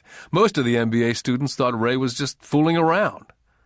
No one answered, so Ray asked the question again. "What business do you think I'm in?" The students laughed again.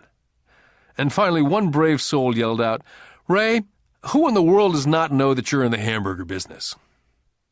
Ray chuckled. "That's what I thought you'd say." He paused, and then quickly said, "Ladies and gentlemen, I'm not in the hamburger business. My business is real estate."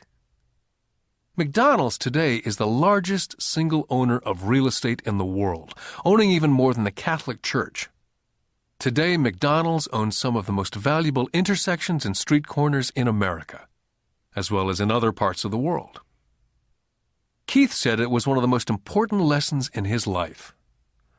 Today, Keith owns car washes, but his business is the real estate under those car washes.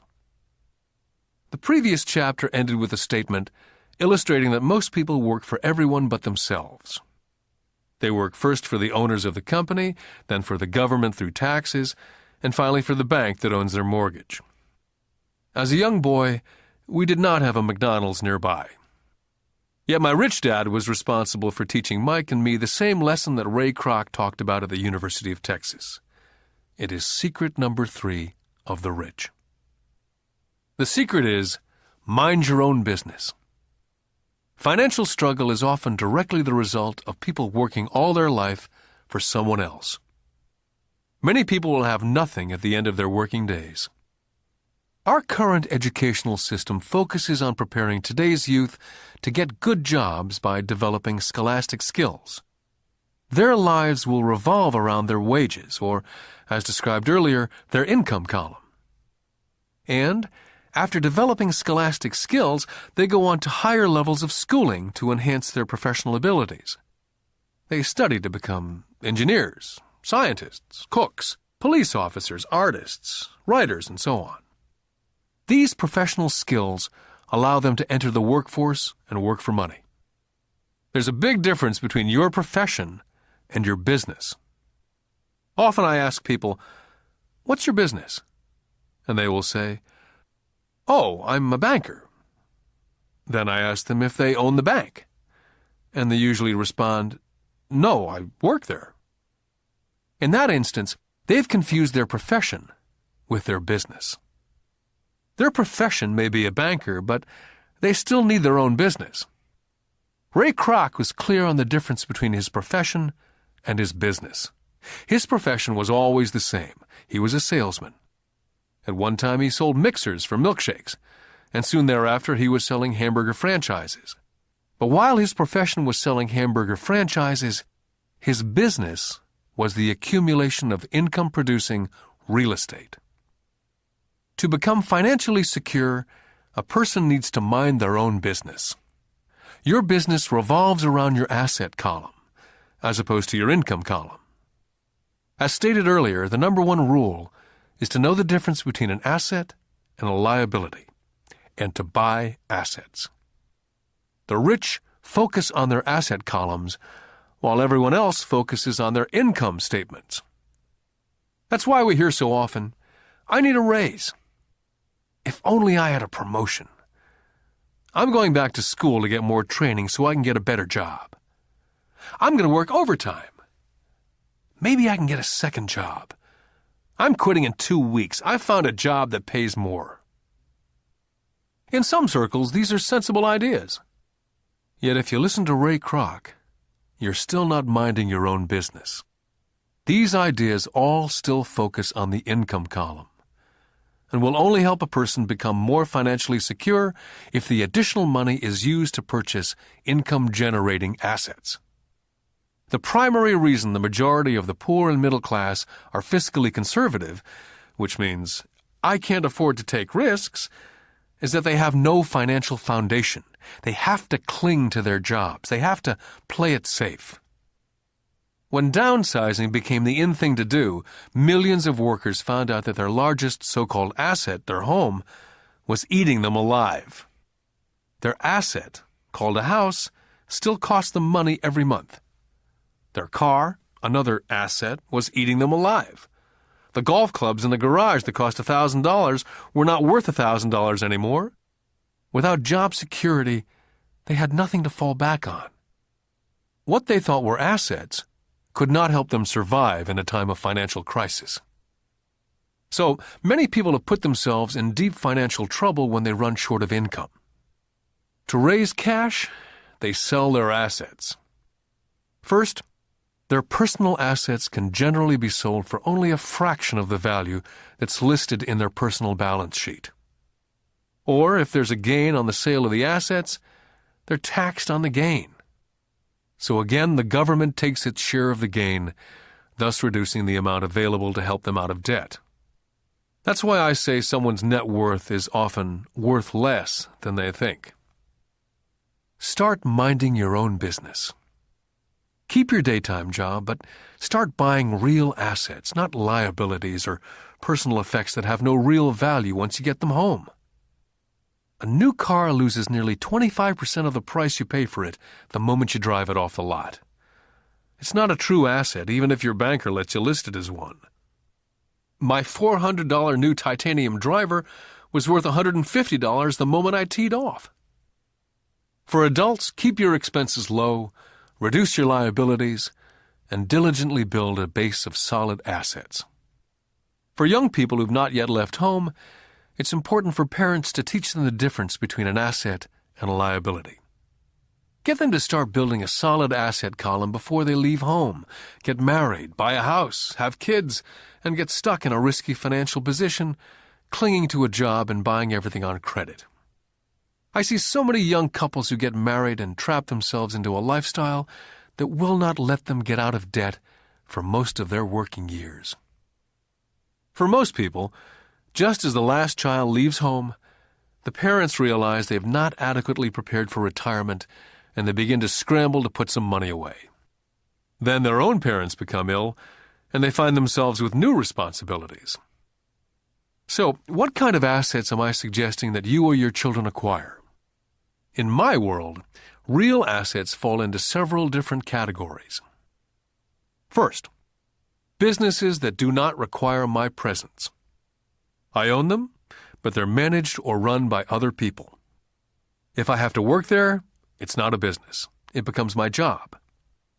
Then come categories such as stocks, bonds, mutual funds, income-generating real estate, notes or IOUs, royalties from intellectual property such as music, scripts, patents, and finally anything else that has value, produces income, or appreciates and has a ready market. As a young boy, my educated dad encouraged me to find a safe job. My rich dad, on the other hand, encouraged me to begin acquiring assets that I loved. If you don't love it, you won't take care of it. I collect real estate simply because I love buildings and land. I love shopping for them. I could look at them all day long. When problems arise, the problems are not so bad that it changes my love for real estate. For people who hate real estate, they shouldn't buy it. I love stocks of small companies, especially startups. The reason is that I am an entrepreneur, not a corporate person. In my early years, I worked in large organizations such as Standard Oil of California, the U.S. Marine Corps, and Xerox Corporation. I enjoyed my time with those organizations and have fond memories, but I know deep down I'm not a company man. I like starting companies, not running them. So my stock buys are usually of small companies, and sometimes I even start the company and take it public.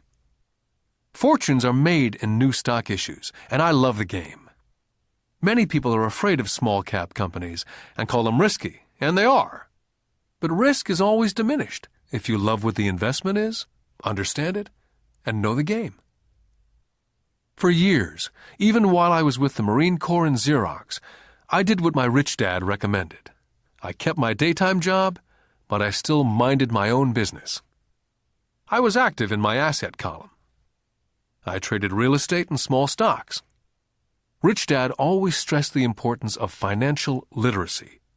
The better I was at understanding the accounting and cash management, the better I would be at analyzing investments and eventually starting and building my own company. I would not encourage anyone to start a company unless they really want to. Knowing what I know about running a company, I would not wish that task on anyone. There are times when people cannot find employment where starting a company is a solution for them. The odds are against success. 9 out of 10 companies fail in 5 years. Of those that survive the first 5 years, 9 out of every 10 of those eventually fail as well. So only if you really have the desire to own your own company do I recommend it. Otherwise, keep your daytime job and mind your own business. When I say mind your own business, I mean to build and keep your asset column strong. Once a dollar goes into it, never let it come out. Think of it this way. Once a dollar goes into your asset column, it becomes your employee. The best thing about money is that it works 24 hours a day and can work for generations. Keep your daytime job, be a great hard-working employee, but keep building that asset column. As your cash flow grows, you can buy some luxuries. An important distinction is that rich people buy luxuries last, while the poor and middle class tend to buy luxuries first. The poor and middle class often buy luxury items such as big houses, diamonds, furs, jewelry, or boats because they want to look rich. They look rich, but in reality they just get deeper in debt on credit. The old money people, the long-term rich, built their asset column first. Then the income generated from the asset column bought their luxuries. The poor and middle class buy luxuries with their own sweat, blood, and children's inheritance. A true luxury is a reward for investing in and developing a real asset. For example, when my wife and I had extra money coming from our apartment houses, she went out and bought her Mercedes. It didn't take any extra work or risk on her part because the apartment house bought the car. She did, however, have to wait for it for 4 years while the real estate investment portfolio grew and finally began throwing off enough extra cash flow to pay for the car. But the luxury, the Mercedes, was a true reward because she had proved she knew how to grow her asset column. That car now means a lot more to her than simply another pretty car. It means she used her financial intelligence to afford it. What most people do is they impulsively go out and buy a new car or some other luxury on credit. They may feel bored and just want a new toy. Buying a luxury on credit often causes a person to sooner or later actually resent that luxury because the debt on the luxury becomes a financial burden. After you've taken the time and invested in and built your own business, you're now ready to add the magic touch, the biggest secret of the rich. The secret that puts the rich way ahead of the pack. The reward at the end of the road for diligently taking the time to mind your own business. Lesson 4. The history of taxes and the power of corporations. I remember in school being told the story of Robin Hood and his merry men. My school teacher thought it was a wonderful story of a romantic hero, a Kevin Costner type, who robbed from the rich and gave to the poor. My rich dad did not see Robin Hood as a hero. He called Robin Hood a crook. Robin Hood may be long gone, but his followers live on. How often I still hear people say, "Why don't the rich pay for it?" Or, "The rich should pay more in taxes and give it to the poor."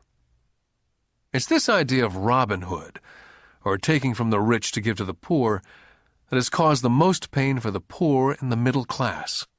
The reason the middle class is so heavily taxed is because of the Robin Hood ideal. The real reality is that the rich are not taxed. It's the middle class who pays for the poor, especially the educated upper-income middle class. Again, to understand fully how things happen, we need to look at the historical perspective. We need to look at the history of taxes. Although my highly educated dad was an expert on the history of education, my rich dad fashioned himself as an expert on the history of taxes. Rich Dad explained to Mike and me that in England and America originally, there were no taxes. Occasionally, there were temporary taxes levied in order to pay for wars. The king or the president would put the word out and ask everyone to chip in. Taxes were levied in Britain for the fight against Napoleon from 1799 to 1816. And in America, taxes were levied to pay for the Civil War from 1861 to 1865. In 1874, England made income tax a permanent levy on its citizens. In 1913, an income tax became permanent in the United States with the adoption of the 16th Amendment to the Constitution. What these historical dates fail to reveal is that both of these taxes were initially levied against only the rich. It was this point that Rich Dad wanted Mike and me to understand. He explained that the idea of taxes was made popular and accepted by the majority by telling the poor and the middle class that taxes were created only to punish the rich. This is how the masses voted for the law, and it became constitutionally legal. Although it was intended to punish the rich, in reality it wound up punishing the very people who voted for it, the poor and the middle class. Once government got a taste of money, the appetite grew, said Rich Dad. Your dad and I are exactly opposite. He's a government bureaucrat and I'm a capitalist. We get paid, and our success is measured on opposite behaviors. He gets paid to spend money and hire people. The more he spends and the more people he hires, the larger his organization becomes. In the government, the larger his organization, the more he's respected. On the other hand, within my organization, the fewer people I hire and the less money I spend, the more I'm respected by my investors. That's why I don't like government people. They have different objectives from most business people. As the government grows, more and more tax dollars will be needed to support it. As I said, the passage of taxes was only possible because the masses believed in the Robin Hood theory of economics, which was to take from the rich and give to everyone else. The problem was that the government's appetite for money was so great that taxes soon needed to be levied on the middle class, and from there it kept trickling down. The rich, on the other hand, saw an opportunity. they do not play by the same set of rules. As I've stated, the rich already knew about corporations, which became popular in the days of sailing ships. The rich created the corporation as a vehicle to limit their risk to the assets of each voyage. The rich put their money into a corporation to finance the voyage. The corporation would then hire a crew to sail to the New World to look for treasures. If the ship was lost, the crew lost their lives, but the loss to the rich would be limited only to the money they invested for that particular voyage. It's the knowledge of the power of the legal structure of the corporation that really gives the rich a vast advantage over the poor and the middle class. Having two fathers teaching me, one a socialist and the other a capitalist, I quickly began to realize that the philosophy of the capitalist made more financial sense to me. It seemed to me that the socialists ultimately penalized themselves due to their lack of financial education.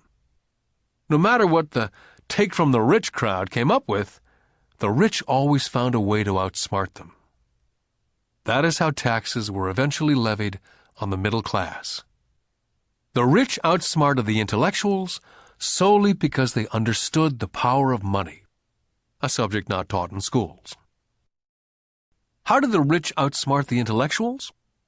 Once the take-from-the-rich tax was passed, cash started flowing into government coffers. Initially, people were happy. Money was handed out to government workers and the rich. It went to government workers in the form of jobs and pensions. It went to the rich via their factories receiving government contracts. The government became a large pool of money, but the problem was the fiscal management of that money. There really is no recirculation. In other words, the government policy, if you were a government bureaucrat, was to avoid having excess money. If you failed to spend your allotted funding, you risked losing it in the next budget. You'd certainly not be recognized for being efficient. Business people, on the other hand, are rewarded for having excess money and are recognized for their efficiency. As this cycle of growing government spending continued, the demand for money increased, and the tax the rich idea was now being adjusted to include lower income levels, down to the very people who voted it in, the poor and the middle class. True capitalists use their financial knowledge to simply find a way to escape. They headed back to the protection of a corporation. A corporation protects the rich. But what many people who've never formed a corporation do not know is that a corporation is not really a thing. A corporation is merely a file folder with some legal documents in it, sitting in some attorney's office registered with a state government agency. It's not a big building with the name of the corporation on it. It's not a factory or a group of people. A corporation is merely a legal document that creates a legal body without a soul. The wealth of the rich was once again protected. Once again, the use of corporations became popular once the permanent income laws were passed, because the income tax rate of the corporation was less than the individual income tax rates. In addition, as I said earlier, certain expenses could be paid with pre-tax dollars within the corporation. This war between the haves and the have-nots has been going on for hundreds of years. It's the take-from-the-rich crowd versus the rich. The battle is waged whenever and wherever laws are made. The battle will go on forever. The problem is, the people who lose are the uninformed, the ones who get up every day and diligently go to work and pay taxes. If they only understood the way the rich play the game, they could play it too. Then they would be on their way to their own financial independence. This is why I cringe every time I hear a parent advise their children to go to school so they can find a safe, secure job. An employee with a safe, secure job without financial aptitude has no escape. Average Americans today work 5 to 6 months for the government before they make enough to cover their taxes. In my opinion, that is a long time. The harder you work, the more you pay the government. That's why I believe that the idea of take from the rich backfired on the very people who voted it in. Every time people try to punish the rich don't simply comply, they react. They have the money, power, and intent to change things. They do not just sit there and voluntarily pay more taxes. They search for ways to minimize their tax burden. They hire smart attorneys and accountants and persuade politicians to change laws or create legal loopholes. They have the resources to effect change. The poor and the middle class do not have the same resources. They sit there and let the government's needles enter their arm and allow the blood donation to begin. Today, I'm constantly shocked at the number of people who pay more taxes or take fewer deductions simply because they are afraid of the government. And I do know how frightening and intimidating a government tax agent can be. I have had friends who have had their businesses shut down and destroyed only to find out it was a mistake on the part of the government. I realize all that. But the price of working from January to mid-May is a high price to pay for that intimidation. My poor dad never fought back. My rich dad didn't either. He just played the game smarter, and he did it through corporations, the biggest secret of the rich. My highly educated dad always encouraged me to seek a good job with a strong corporation. He spoke of the virtues of working your way up the corporate ladder. He didn't understand that by relying solely on a paycheck from a corporate employer, I would be a docile cow ready for milking.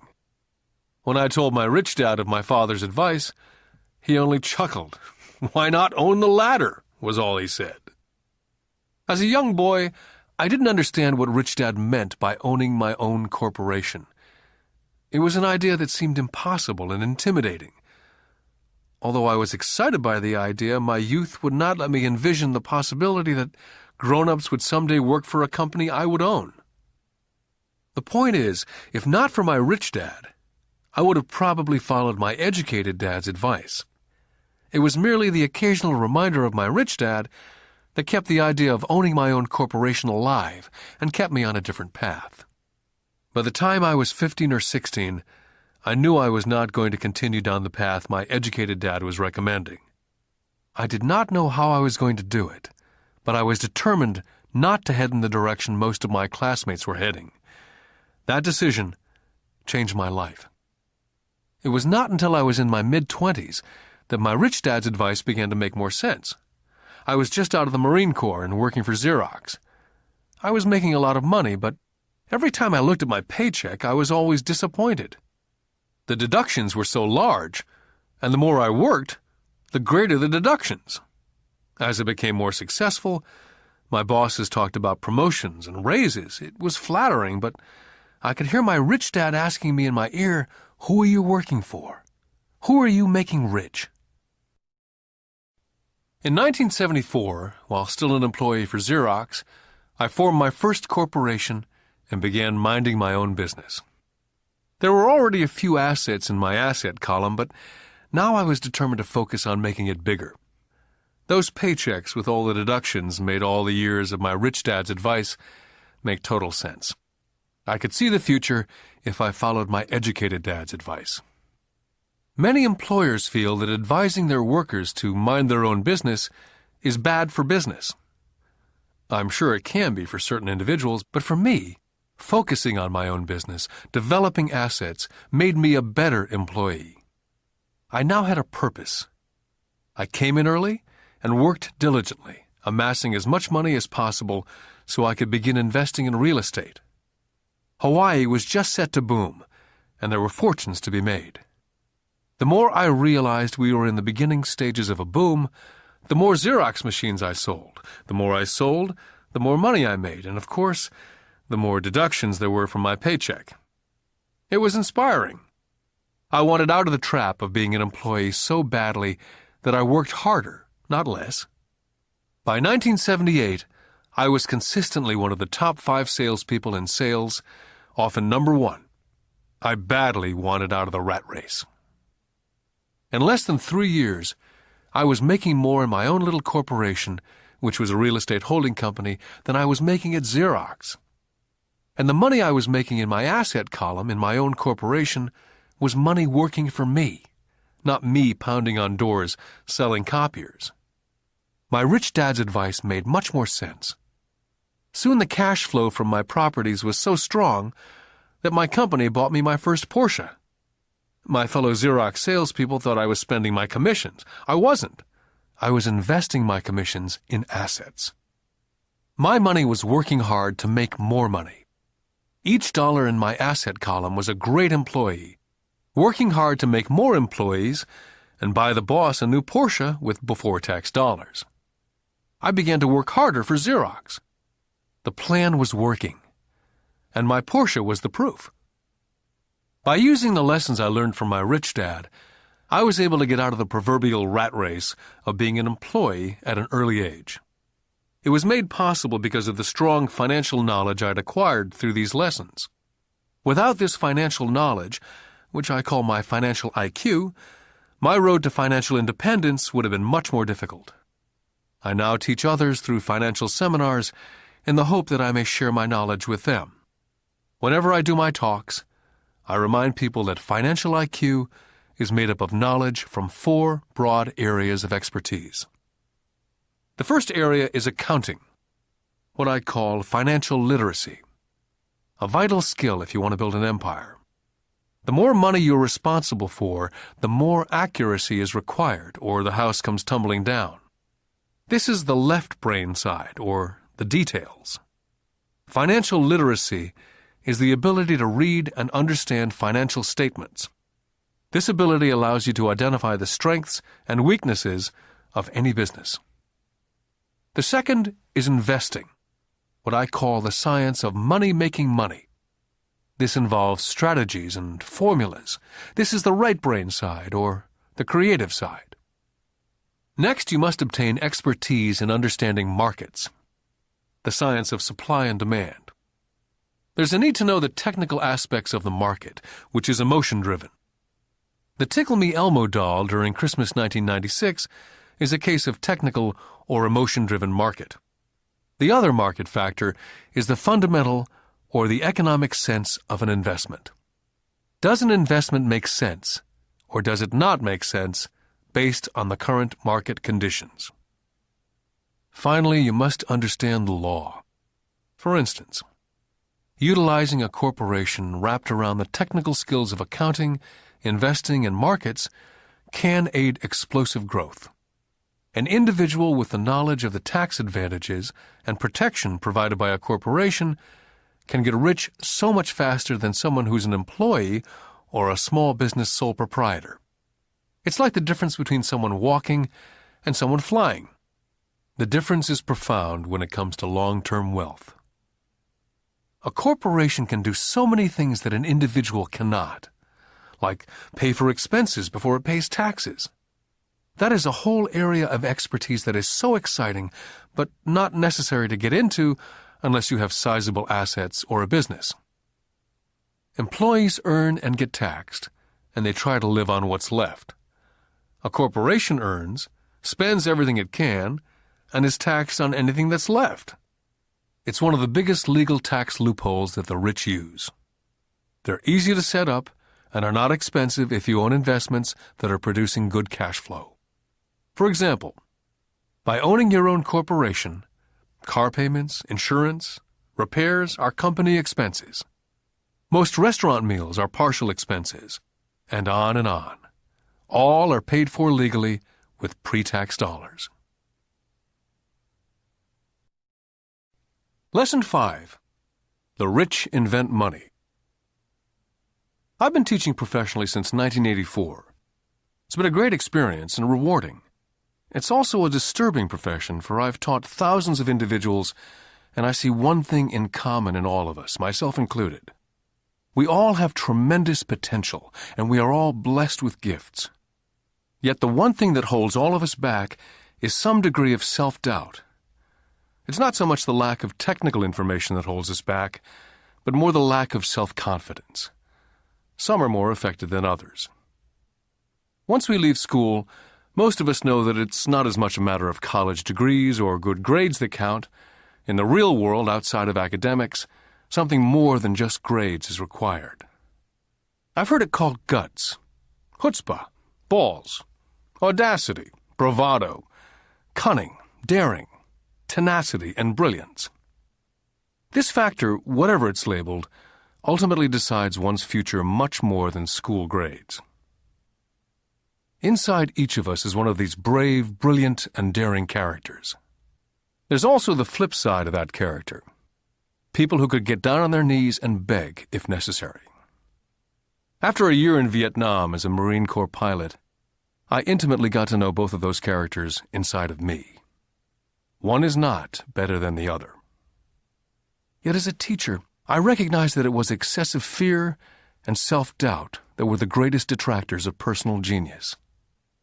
It broke my heart to see students know the answers, yet lack the courage to act on the answer. Often in the real world, it's not the smart that get ahead, but the bold. In my personal experience, your financial genius requires both technical knowledge as well as courage. If fear is too strong, the genius is suppressed. In my classes, I strongly urge students to learn to take risks, to be bold, to let their genius convert that fear into power and brilliance. It works for some and just terrifies others. I've come to realize that for most people, when it comes to the subject of money, they would rather play it safe. I've had to field questions such as, why take risks? Why should I bother developing my financial IQ? Why should I become financially literate? And I answer, just to have more options. There are huge changes up ahead. There will be 100 people like Bill Gates and hugely successful companies like Microsoft created every year, all over the world. And there also will be many more bankruptcies, layoffs, and downsizing. So why bother developing your financial IQ? Because if you do, you will prosper greatly. And if you don't, this period of time will be a frightening one. Land was wealth 300 years ago. So the person who owned the land owned the wealth. Then it was factories and production. And America rose to dominance. The industrialist owned the wealth. Today, it's information. And the person who has the most timely information owns the wealth. The problem is, information flies all around the world at the speed of light. The new wealth cannot be contained by boundaries and borders as lands and factories were. The changes will be faster and more dramatic. There will be a dramatic increase in the number of new multimillionaires. There also will be those who are left behind. Today I find so many people struggling, often working harder, simply because they cling to old ideas. They want things to be the way they were. They resist change. I know people who are losing their jobs or their houses, and they blame technology or the economy or their boss. Sadly, they fail to realize that they might be the problem. Old ideas are their biggest liability. It's a liability simply because they fail to realize that while that idea or way of doing something was an asset yesterday, yesterday is gone. One afternoon I was teaching investing, using a game I'd invented, cash flow, as a teaching tool. A friend had brought someone along to attend the class. This friend of a friend was recently divorced, had been badly burned in the divorce settlement, and was now searching for some answers. Her friend thought the class might help. The game was designed to help people learn how money works. In playing the game, they learn about the interaction of the income statement with the balance sheet. They learn how cash flows between the two, and how the road to wealth is through striving to increase your monthly cash flow from the asset column to the point that it exceeds your monthly expenses. Once you accomplish this, you're able to get out of the rat race and onto the fast track. As I've said, some people hate the game, some love it, and others miss the point. This woman missed a valuable opportunity to learn something. In the opening round, she drew a doodad card with the boat on it. At first she was happy. Oh, I've got the boat! Then, as her friend tried to explain how the numbers worked on her income statement and balance sheet, she got frustrated because she had never liked math. The rest of her table waited while her friend continued explaining the relationship between the income statement, balance sheet, and monthly cash flow. Suddenly, when she realized how the numbers worked, It dawned on her that her boat was eating her alive. Later on in the game, she was also downsized and had a child. It was a horrible game for her. After the class, her friend came by and told me that she was upset. She'd come to the class to learn about investing and did not like the idea that it took so long to play a silly game. Her friend attempted to tell her to look within herself, to see if the game reflected on herself in any way. With that suggestion, the woman demanded her money back. She said that the very idea that a game could be a reflection of her was ridiculous. Her money was promptly refunded, and she left. Since 1984, I have made millions simply by doing what the school system does not. In school, most teachers lecture. I hated lectures as a student. I was soon bored, and my mind would drift. In 1984, I began teaching via games and simulations. I always encouraged adult students to look at games as reflecting back to what they know and what they needed to learn.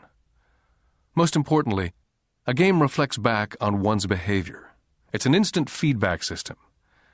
Instead of the teacher lecturing you, the game is feeding back a personalized lecture, custom-made just for you. The friend of the woman who left later called to give me an update. She said her friend was fine and had calmed down. In her cooling-off period, she could see some relationships between the game and her life. Just like a board game, the world is always providing us with instant feedback. We could learn a lot if we tuned in more.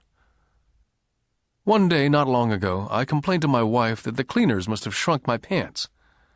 My wife gently smiled and poked me in the stomach to inform me that the pants had not shrunk. Something else had expanded. Me. The game Cash Flow was designed to give every player personal feedback. The purpose is to give you options. If you draw the boat card and it puts you into debt, the question is, now what can you do? How many different financial options can you come up with? That's the purpose of the game. To teach players to think and create new and various financial options.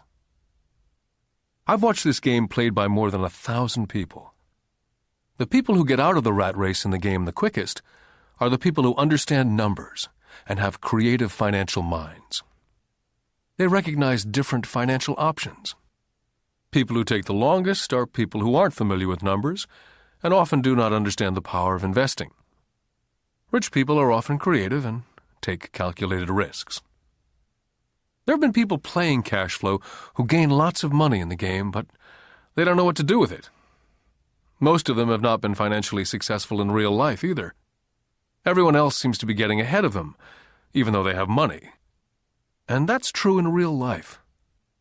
There are a lot of people who have a lot of money and do not get ahead financially. Limiting your options is the same as hanging on to old ideas. I have a friend from high school who now works at 3 jobs. 20 years ago, he was the richest of all my classmates. When the local sugar plantation closed, the company he worked for went down with the plantation. In his mind, he had but one option, and that was the old option: work hard. The problem was, he couldn't find an equivalent job that recognized his seniority in the old company. As a result, he's overqualified for the jobs he currently has, so his salary is lower. He now works 3 jobs to earn enough to survive. I've watched people playing Cash Flow complaining that the right opportunity cards are not coming their way, so they sit there. I know people who do that in real life. They wait for the right opportunity. I've watched people get the right opportunity card and then not have enough money. Then they complain they would have gotten out of the rat race if they'd had more money. So they sit there. I know people in real life who do that also.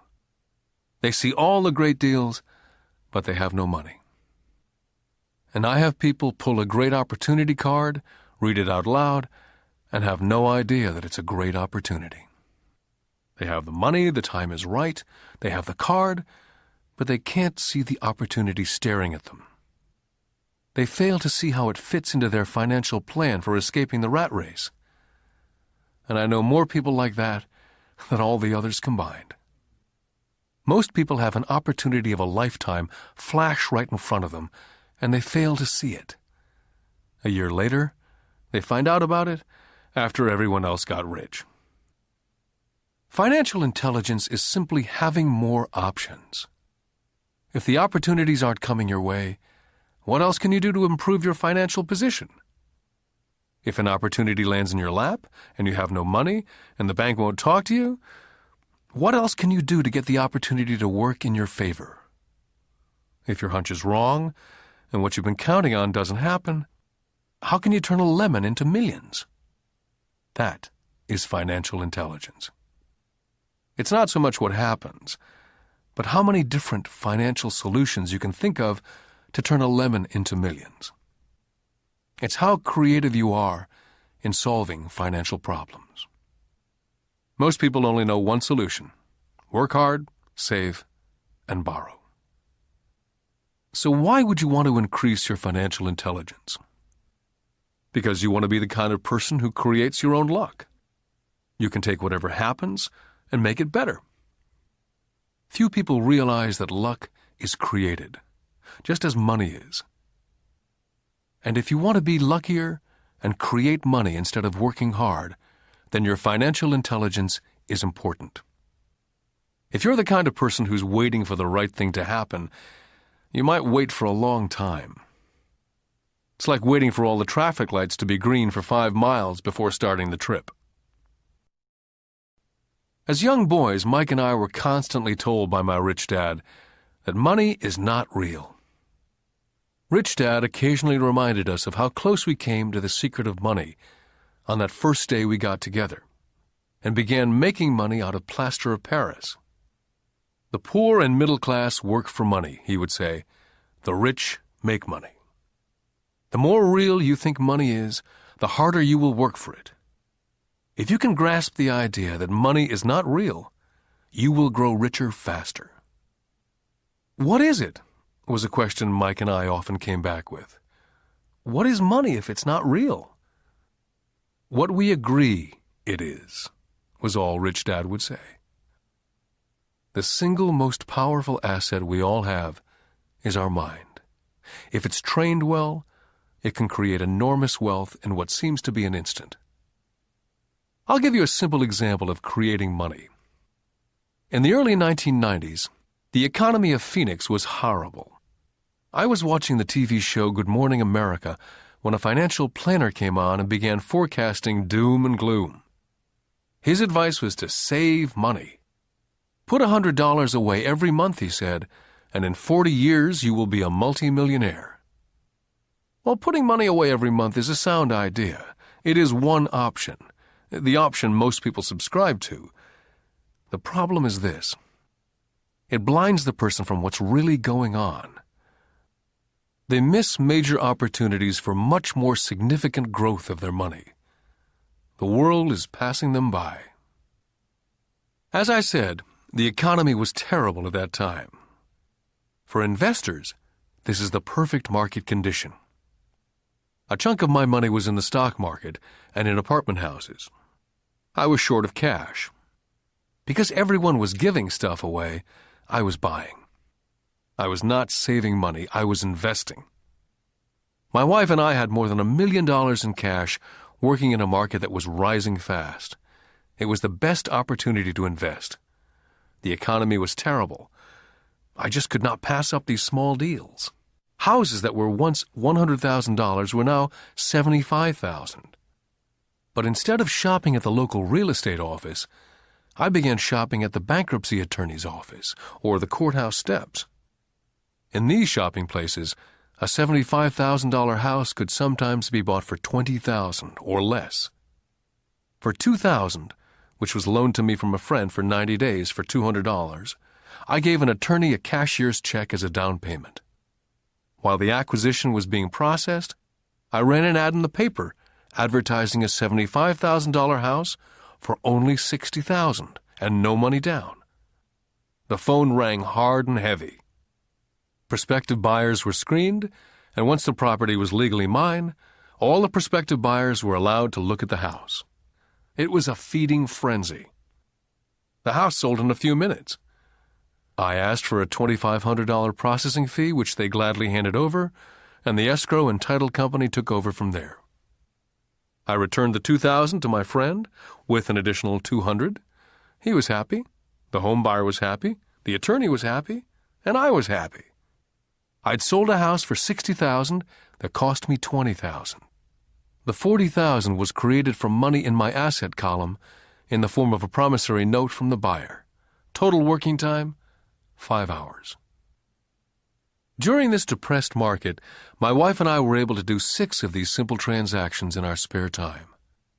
While the bulk of our money was in larger properties in the stock market, we were able to create more than $190,000 in assets, notes at 10% interest, in those 6 buy, create, and sell transactions. That comes to approximately $19,000 a year income, much of it sheltered through our private corporation. Much of that $19,000 a year goes to pay for our company cars, gas, trips, insurance, dinners with clients, and other things. By the time the government gets a chance to tax that income, it's been spent on legally allowed pre-tax expenses. This was a simple example of how money is invented, created, and protected using financial intelligence. Ask yourself how long it would take to save $190,000. Would the bank pay you 10% interest on your money? And the note is good for 30 years. I hope they never pay me the $190,000. I have to pay a tax if they pay me the principal. And besides, $19,000 paid over 30 years is a little over $500,000 in income. The math is simple. You don't need algebra or calculus. I don't write much because the escrow company handles the legal transaction and the servicing of the payments. I have no roofs to fix or toilets to unplug because the owners do that. It's their house. Occasionally, someone does not pay, and that's wonderful because there are late fees, or they move out and the property is sold again. The court system handles that. And it may not work in your area. The market conditions may be different, but the example illustrates how a simple financial process can create hundreds of thousands of dollars with little money and low risk. It's an example of money being only an agreement. Anyone with a high school education can do it. Yet most people won't. Most people listen to the standard advice of work hard and save money. For about 30 hours of work, approximately $190,000 was created in the asset column, and no taxes were paid. Now you may understand why I silently shake my head when I hear parents say, "My child is doing well in school and receiving a good education." It may be good, but is it adequate? I know the above investment strategy is a small one. It's used to illustrate how small can grow into big. My success reflects the importance of a strong financial foundation, which starts with strong financial education. Financial intelligence is made up of these 4 main technical skills. Number 1, financial literacy, the ability to read numbers. Number 2, investment strategies, the science of money making money. Number 3, the market, supply and demand. Alexander Graham Bell gave the market what it wanted, and AT&T was born. So did Bill Gates. A $75,000 house offered for $60,000 that cost $20,000 was also the result of seizing an opportunity created by the market. Somebody was buying and someone was selling. Number 4, the law. The awareness of accounting, corporate, state, and national rules and regulations. I recommend playing within the rules. It's this basic foundation, or the combination of these skills, that's needed to be successful in the pursuit of wealth. Whether it be through the buying of small homes, large apartments, companies, stocks, bonds, mutual funds, precious metals, baseball cards, or the like. Personally, I use 2 main vehicles to achieve financial growth: real estate and small stocks. I use real estate as my foundation. Day in and day out, my properties provide cash flow and occasional spurts of growth in value. The small-cap stocks are used for fast growth. I do not recommend anything that I do. The examples are just that, examples. If the opportunity is too complex, and I do not understand the investment, I don't do it. Simple math and common sense is all that's needed to do well financially.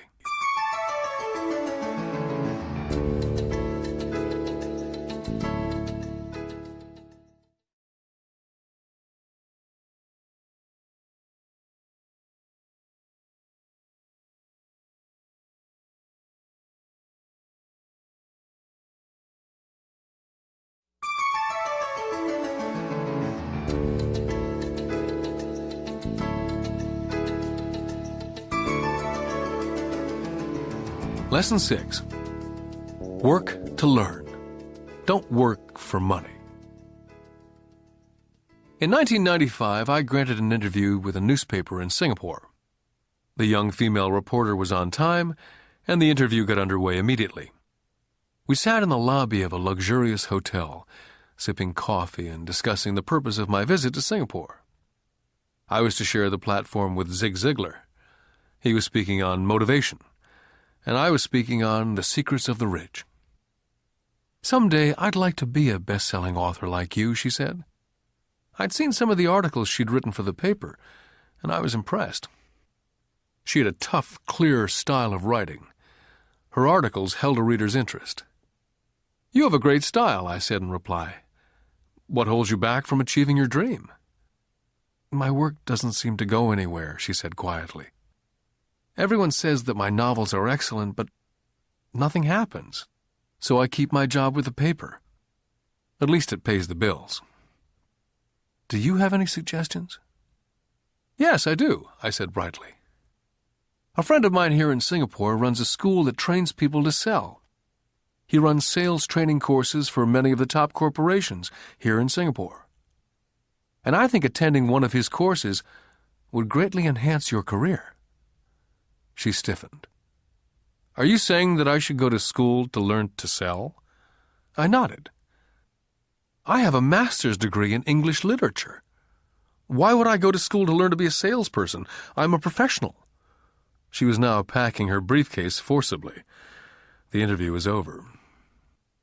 On the coffee table sat a copy of my first book. I picked it up as well as the notes that she jotted down on her legal pad. "Do you see this?" I said, pointing to her notes. She looked down at her notes. "What?" she said, confused. Again, I pointed deliberately to her notes. On her pad, she'd written, "Robert Kiyosaki, best-selling author." It says, best-selling author, not best-writing author. Her eyes widened immediately. "I'm a terrible writer. You're a great writer. I went to sales school. You have a master's degree. Put them together and you get a best-selling author and a best-writing author." Anger flared from her eyes. "I'll never stoop so low as to learn how to sell. People like you have no business writing. I'm a professionally trained writer, and you're a salesman. It's not fair." The rest of her notes were put away, and she hurried out through the large glass doors into the humid Singapore morning. At least she gave me a fair and favorable write-up the next morning. The world is filled with smart, talented, educated, and gifted people. We meet them every day. They're all around us. I'm constantly shocked at how little talented people earn. I heard the other day that less than 5% of Americans earn more than $100,000 a year. I've met brilliant, highly educated people who earn less than $20,000 a year. A business consultant who specializes in the medical trade was telling me how many doctors, dentists, and chiropractors struggle financially. All this time, I thought that when they graduated, the dollars would pour in. It was this business consultant who gave me the phrase, "They are one skill away from great wealth." What this phrase means is that most people need only to learn and master one more skill, and their income would jump exponentially. I have mentioned before that financial intelligence is a synergy of accounting, investing, marketing, and law. Combine these 4 technical skills, and making money with money is easier. When it comes to money, the only skill most people know is to work hard. The classic example of a synergy of skills was that young writer for the newspaper. If she diligently learned the skills of sales and marketing, her income would jump dramatically. If I were her, I would take some courses in advertising, copywriting, as well as sales. Then instead of working at the newspaper, I would seek a job at an advertising agency. Even if it were a cut in pay, she'd learn how to communicate in shortcuts that are used in successful advertising. She also would spend time learning public relations, an important skill. She would learn how to get millions in free publicity. Then at night and on weekends, she could be writing her great novel. When it was finished, she'd be better able to sell her book. Then in a short while, she could be a best-selling author. When I graduated from the U.S. Merchant Marine Academy in 1969, my educated dad was happy. Standard Oil of California had hired me for its oil tanker fleet. I was a third mate, and the pay was low compared with my classmates, but it was okay for a first real job after college. My starting pay was about $42,000 a year, including overtime, and I only had to work for 7 months. I had 5 months of vacation. If I'd wanted to, I could have taken the run to Vietnam with a subsidiary shipping company and easily doubled my pay instead of taking the 5 months vacation. I had a great career ahead of me, yet I resigned after 6 months with the company and joined the Marine Corps to learn how to fly. My educated dad was devastated. Rich Dad congratulated me. In school and in the workplace, the popular opinion is the idea of specialization. That is, in order to make more money or get promoted, you need to specialize. That is why medical doctors immediately begin to seek a specialty, such as orthopedics or pediatrics. The same is true for accountants, architects, lawyers, pilots, and others. My educated dad believed in the same dogma. That's why he was thrilled when he eventually achieved his doctorate. He often admitted that schools reward people who study more and more about less and less. Rich Dad encouraged me to do exactly the opposite. You want to know a little about a lot, was his suggestion. That's why for years I worked in different areas of his companies. For a while I worked in his accounting department. Although I would probably never have been an accountant, he wanted me to learn via osmosis. Rich Dad knew I would pick up jargon and a sense of what's important and what's not. I also worked as a busboy and construction worker, as well as in sales, reservations, and marketing. He was grooming Mike and me. That's why he insisted we sit in on the meetings with his bankers, lawyers, accountants, and brokers. He wanted us to know a little about every aspect of his empire. Educated Dad thought I went to school to learn to be a ship's officer. Rich Dad knew that I went to school to study international trade. So as a student, I made cargo runs navigating large freighters, oil tankers, and passenger ships to the Far East and the South Pacific. Rich Dad emphasized that I stay in the Pacific instead of taking ships to Europe, because he knew that the emerging nations were in Asia, not Europe. While most of my classmates, including Mike, were partying at their fraternity houses, I was studying trade, people, business styles and cultures in Japan, Taiwan, Thailand, Singapore, Hong Kong, Vietnam, Korea, Tahiti, Samoa, and the Philippines. I also was partying, but it was not in any frat house. I grew up rapidly. Educated Dad could not understand why I decided to quit and join the Marine Corps. I told him I wanted to learn to fly, but really I wanted to learn to lead troops. Rich Dad explained to me that the hardest part of running a company is managing people. He'd spent 3 years in the Army. My educated dad was draft exempt. Rich Dad told me of the value of learning to lead men into dangerous situations, Leadership is what you need to learn next, he said. If you're not a good leader, you'll get shot in the back, just like they do in business. Returning from Vietnam in 1973, I resigned my commission, even though I loved flying. I found a job with Xerox Corporation. I joined it for one reason, and it was not for the benefits. I was a shy person, and the thought of selling was the most frightening subject in the world. Xerox is one of the best sales training programs in America. Rich Dad was proud of me. My educated dad was ashamed. Being an intellectual, he thought that salespeople were below him. I worked with Xerox for 4 years, until I overcame my fear of knocking on doors and being rejected. Once I could consistently be in the top 5 in sales, I again resigned and moved on, leaving behind another great career with an excellent company. In 1977, I formed my first company. Rich Dad had groomed Mike and me to take over companies, so I now had to learn to form them and put them together. My first product, the nylon and Velcro wallet, was manufactured in the Far East and shipped to a warehouse in New York, near where I had gone to school. My formal education was complete, and it was time to test my wings. If I failed, I went broke. Rich Dad thought it best to go broke before 30. You still have time to recover, was his advice. On the eve of my 30th birthday, my first shipment left Korea for New York. Today, I still do business internationally, and as my rich dad encouraged me to do, I keep seeking the emerging nations. Today, my investment company invests in South America, Asia, Norway, and Russia. There's an old cliché that goes, JOB is an acronym for just over broke. And unfortunately, I would say that the saying applies to millions of people.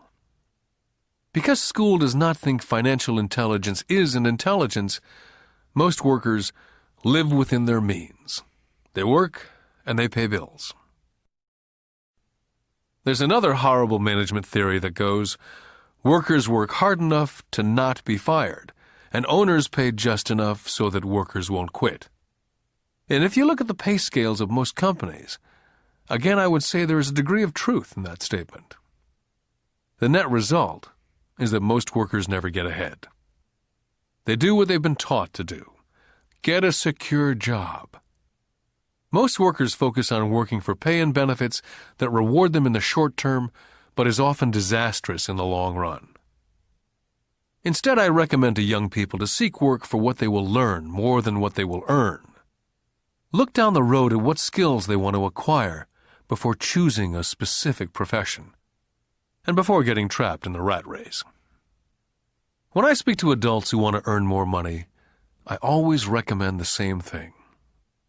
I suggest taking a long view of their life. Instead of simply working for the money and security, which I admit are important, I suggest they take a second job that will teach them a second skill. Often I recommend joining a network marketing company, also called multi-level marketing, if they want to learn sales skills.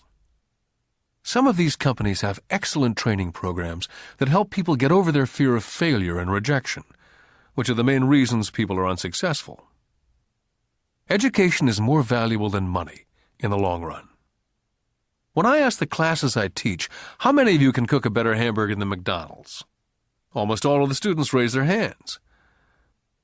I then ask, so if most of you can cook a better hamburger, how come McDonald's makes more money than you? The answer is obvious. McDonald's is excellent at business systems. The reason so many talented people are poor is because they focus on building a better hamburger and know little to nothing about business systems.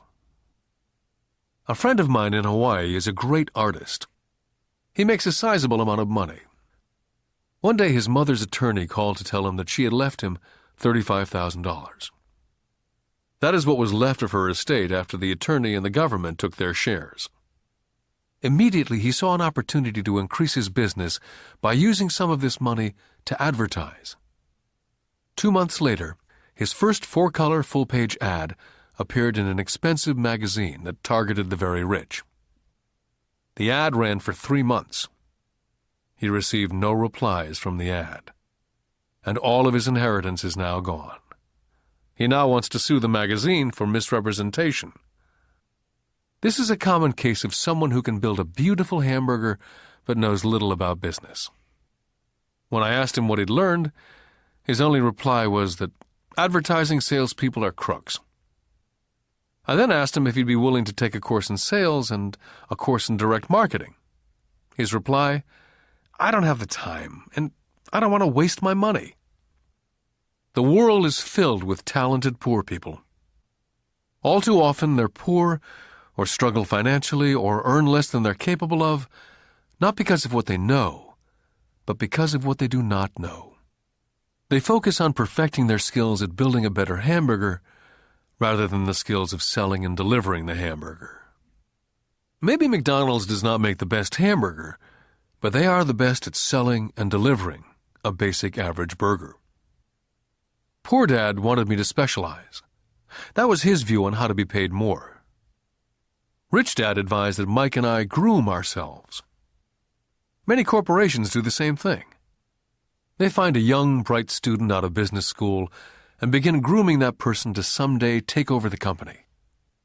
So these bright young employees do not specialize in one department. They're moved from department to department to learn all the aspects of business systems. The rich often groom their children or the children of others.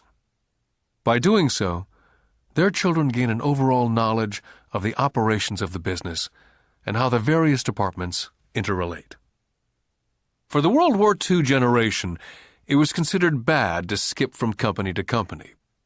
Today, it's considered smart. Since people will skip from company to company rather than seek greater specialization, why not seek to learn more than earn? In the short term, it may earn you less. In the long term, it will pay off in large dividends. The main management skills needed for success are the management of cash flow, the management of systems, including yourself and time with family, and the management of people. The most important specialized skills are sales and understanding marketing.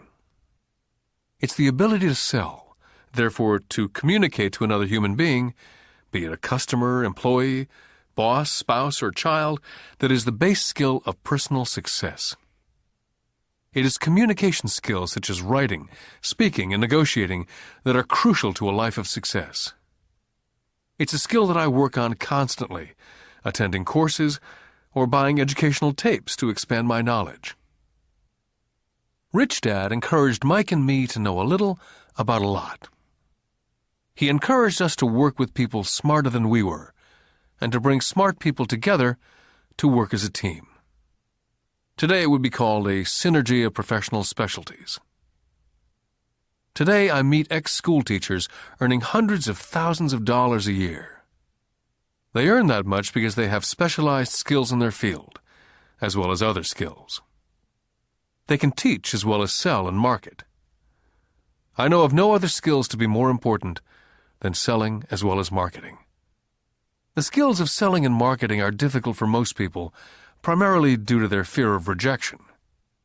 The better you are at communicating, negotiating, and handling your fear of rejection, the easier life is. Just as I advise that newspaper writer who wanted to become a best-selling author, I advise anyone else today.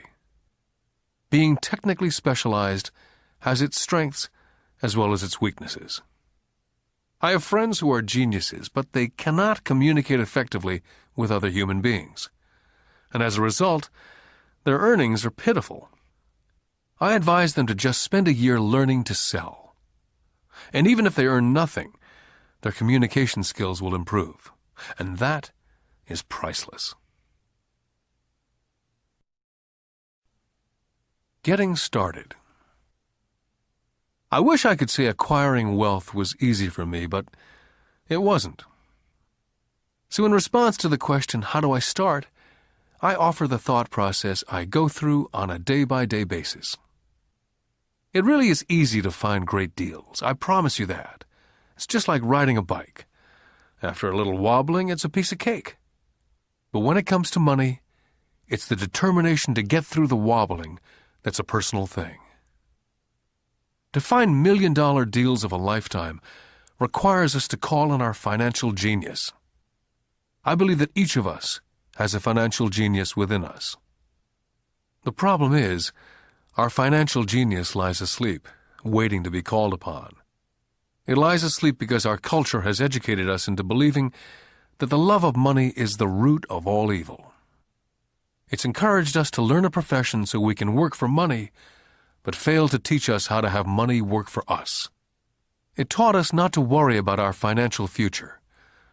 Our company or the government would take care of us when our working days are over. However, it's our children, educated in the same school system, who will end up paying for it. The message is still to work hard, earn money, and spend it. And when we run short, we can always borrow more. Unfortunately, 90% of the Western world subscribes to the above dogma simply because it's easier to find a job and work for money.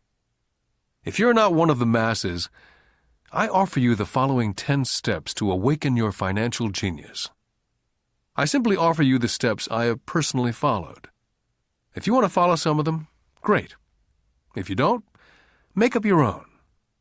Your financial genius is smart enough to develop its own list. Step number 1. I need a reason greater than reality. If you ask most people if they would like to be rich or financially free, they would say yes. But then reality sets in. The road seems too long with too many hills to climb. It's easier just to work for money and hand the excess over to your broker. A reason or a purpose is a combination of wants and don't wants. When people ask me what my reason for wanting to be rich is, it's a combination of deep emotional wants and don't wants. I will list a few. First, the don't wants, for they create the wants. I don't want to work all my life. I don't want what my parents aspired for, which was job security and a house in the suburbs.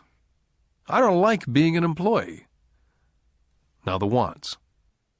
I want to be free to travel the world and live in a lifestyle I love. I want to be young when I do this. I want to simply be free. I want control over my time and my life. I want money to work for me. Those are deep-seated emotional reasons. What are yours? As I said, I wish I could say it was easy. It wasn't. But it wasn't hard either.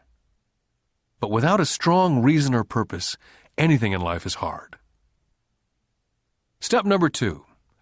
I choose daily. The power of choice. That is the main reason people want to live in a free country. We want the power to choose. Financially, with every dollar we get in our hands, we hold the power to choose our future to be rich, poor, or middle class. Our spending habits reflect who we are. Poor people simply have poor spending habits. Most people choose not to be rich. For 90% of the population, being rich is too much of a hassle. So they invent sayings that go, "I'm not interested in money," or "I'll never be rich," or "I don't have to worry, I'm still young," or "When I make some money, then I'll think about my future," or "My husband, wife handles the finances." The problem with those statements is they rob the person who chooses to think such thoughts of two things. One is time, which is your most precious asset, and 2 is learning. Just because you have no money, it shouldn't be an excuse to not learn. But that is a choice we all make daily, the choice of what we do with our time, our money, and what we put in our heads. That is the power of choice. All of us have choice. I just choose to be rich, and I make that choice every day. Step number 3. Choose friends carefully. First of all, I do not choose my friends by their financial statements. I have friends who have actually taken the vow of poverty, as well as friends who earn millions every year. The point is, I learn from all of them, and I consciously make the effort to learn from them. But there's one distinction that I'd like to point out. I've noticed that my friends with money talk about money, and I do not mean brag. They're interested in the subject, so I learn from them and they learn from me. My friends whom I know are in dire straits financially do not like talking about money, business, or investing. They often think it rude. So I also learn from my friends who struggle financially. I find out what not to do. Step number 4. Master a formula and then learn a new one. In order to make bread, every baker follows a recipe, even if it's only held in their head. The same is true for making money. That's why money is often called dough. When it comes to money, the masses generally have one basic formula they learned in school, and that is work for money. The formula I see that is predominant in the world is that every day millions of people get up and go to work, earn money, pay bills, balance checkbooks, buy some mutual funds, and go back to work. That is the basic formula or recipe. If you're tired of what you're doing or you're not making enough, it's simply a case of changing the formula via which you make money. Years ago, when I was 26, I took a weekend class called How to Buy Real Estate Foreclosures. I learned a formula. The next trick was to have the discipline to actually put into action what I had learned. That is where most people stop. For 3 years while working for Xerox, I spent my spare time learning to master the art of buying foreclosures. I've made several $1 million using that formula, but today it's too slow, and too many other people are doing it. So after I mastered that formula, I went in search of other formulas. For many of the classes, I did not use the information I learned directly, but I always learned something new. Step number 5. Pay yourself first. The power of self-discipline. If you cannot get control of yourself, do not try to get rich. You might first want to join the Marine Corps or some religious order, so you can get control of yourself. It makes no sense to invest, make money, and blow it. It's the lack of self-discipline that causes most lottery winners to go broke soon after winning millions. It's the lack of self-discipline that causes people who get a raise to immediately go out and buy a new car or take a cruise. It's difficult to say which of the 10 steps is the most important, but of all the steps, this step is probably the most difficult to master if it's not already a part of your makeup. I would venture to say that it's the lack of personal self-discipline that is the number one delineating factor between the rich, poor, and middle class. I do not take the saying, "pay yourself first," lightly. The Richest Man in Babylon by George Clason is where the statement, "pay yourself first," comes from. Millions of copies have been sold. But while millions of people freely repeat that powerful statement, few follow the advice. For those who do follow it, their financial statement, income statement, and balance sheet shows income flowing into assets and assets supplying income. Each month, these people allocate money to their asset column before they pay their monthly expenses. Although millions of people have read Clason's book and understand the words "pay yourself first," in reality they pay themselves last. Now I can hear the howls from those of you who sincerely believe in paying your bills first. And I can hear all the responsible people who pay their bills on time. I'm not saying be irresponsible and not pay your bills. All I'm saying is do what the program says, which is pay yourself first. The reason I don't have high credit card debt and doodad debt is because I want to pay myself first. Although I pay my bills last, I am financially astute enough to not get into a tough financial situation.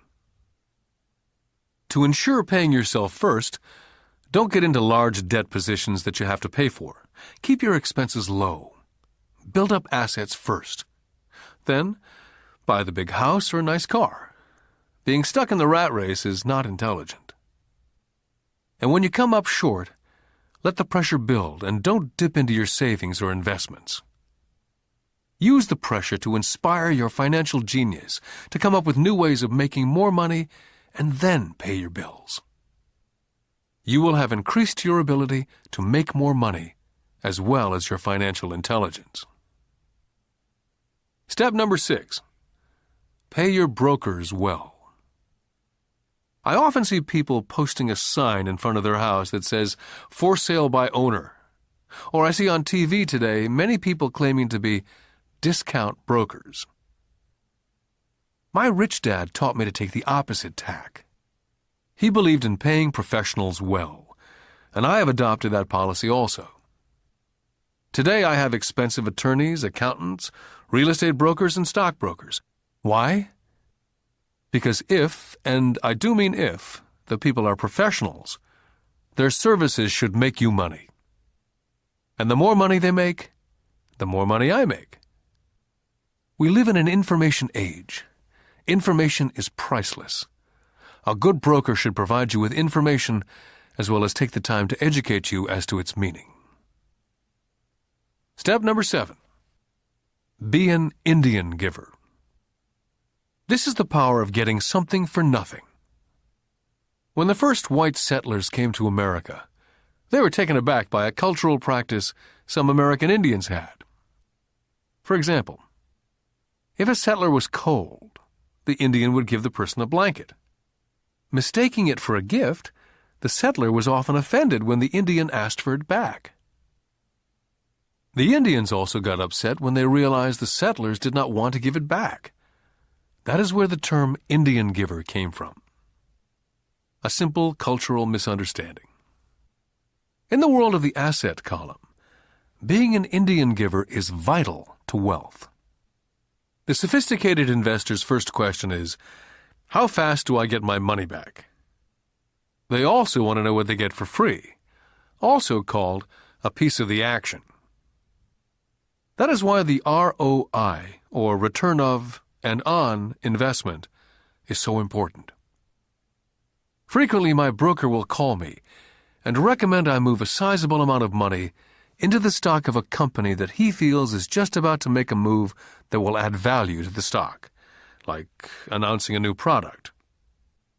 I will move my money in for a week to a month while the stock moves up. Then I pull my initial dollar amount out and stop worrying about the fluctuations of the market because my initial money is back and ready to work on another asset. So my money goes in and then it comes out, and I own an asset that was technically free. Step number 8. Assets buy luxuries. As I said in the section, Pay Yourself First, if a person cannot master the power of self-discipline, it's best not to try to get rich. For while the process of developing cash flow from an asset column in theory is easy, it's the mental fortitude of directing money that's hard. Due to external temptations, it's much easier in today's consumer world to simply blow it out of the expense column. Because of weak mental fortitude, that money flows into the paths of least resistance. That is the cause of poverty and financial struggle. I love my luxuries as much as anyone else. The difference is, some people buy their luxuries on credit. It's the keep up with the Joneses trap. I use the income from my assets to buy my luxuries. When I wanted to buy a Porsche, the easy road would have been to call my banker and get a loan. Instead of choosing to focus in the liability column, I chose to focus in the asset column. As a habit, I used my desire to consume to inspire and motivate my financial genius to invest. Too often today, we focus on borrowing money to get the things we want, instead of focusing on creating money. One is easier in the short term, but harder in the long term. It's a bad habit that we as individuals and as a nation have gotten into. Remember, the easy road often becomes hard, and the hard road often becomes easy. The earlier you can train yourself and those you love to be masters of money, the better.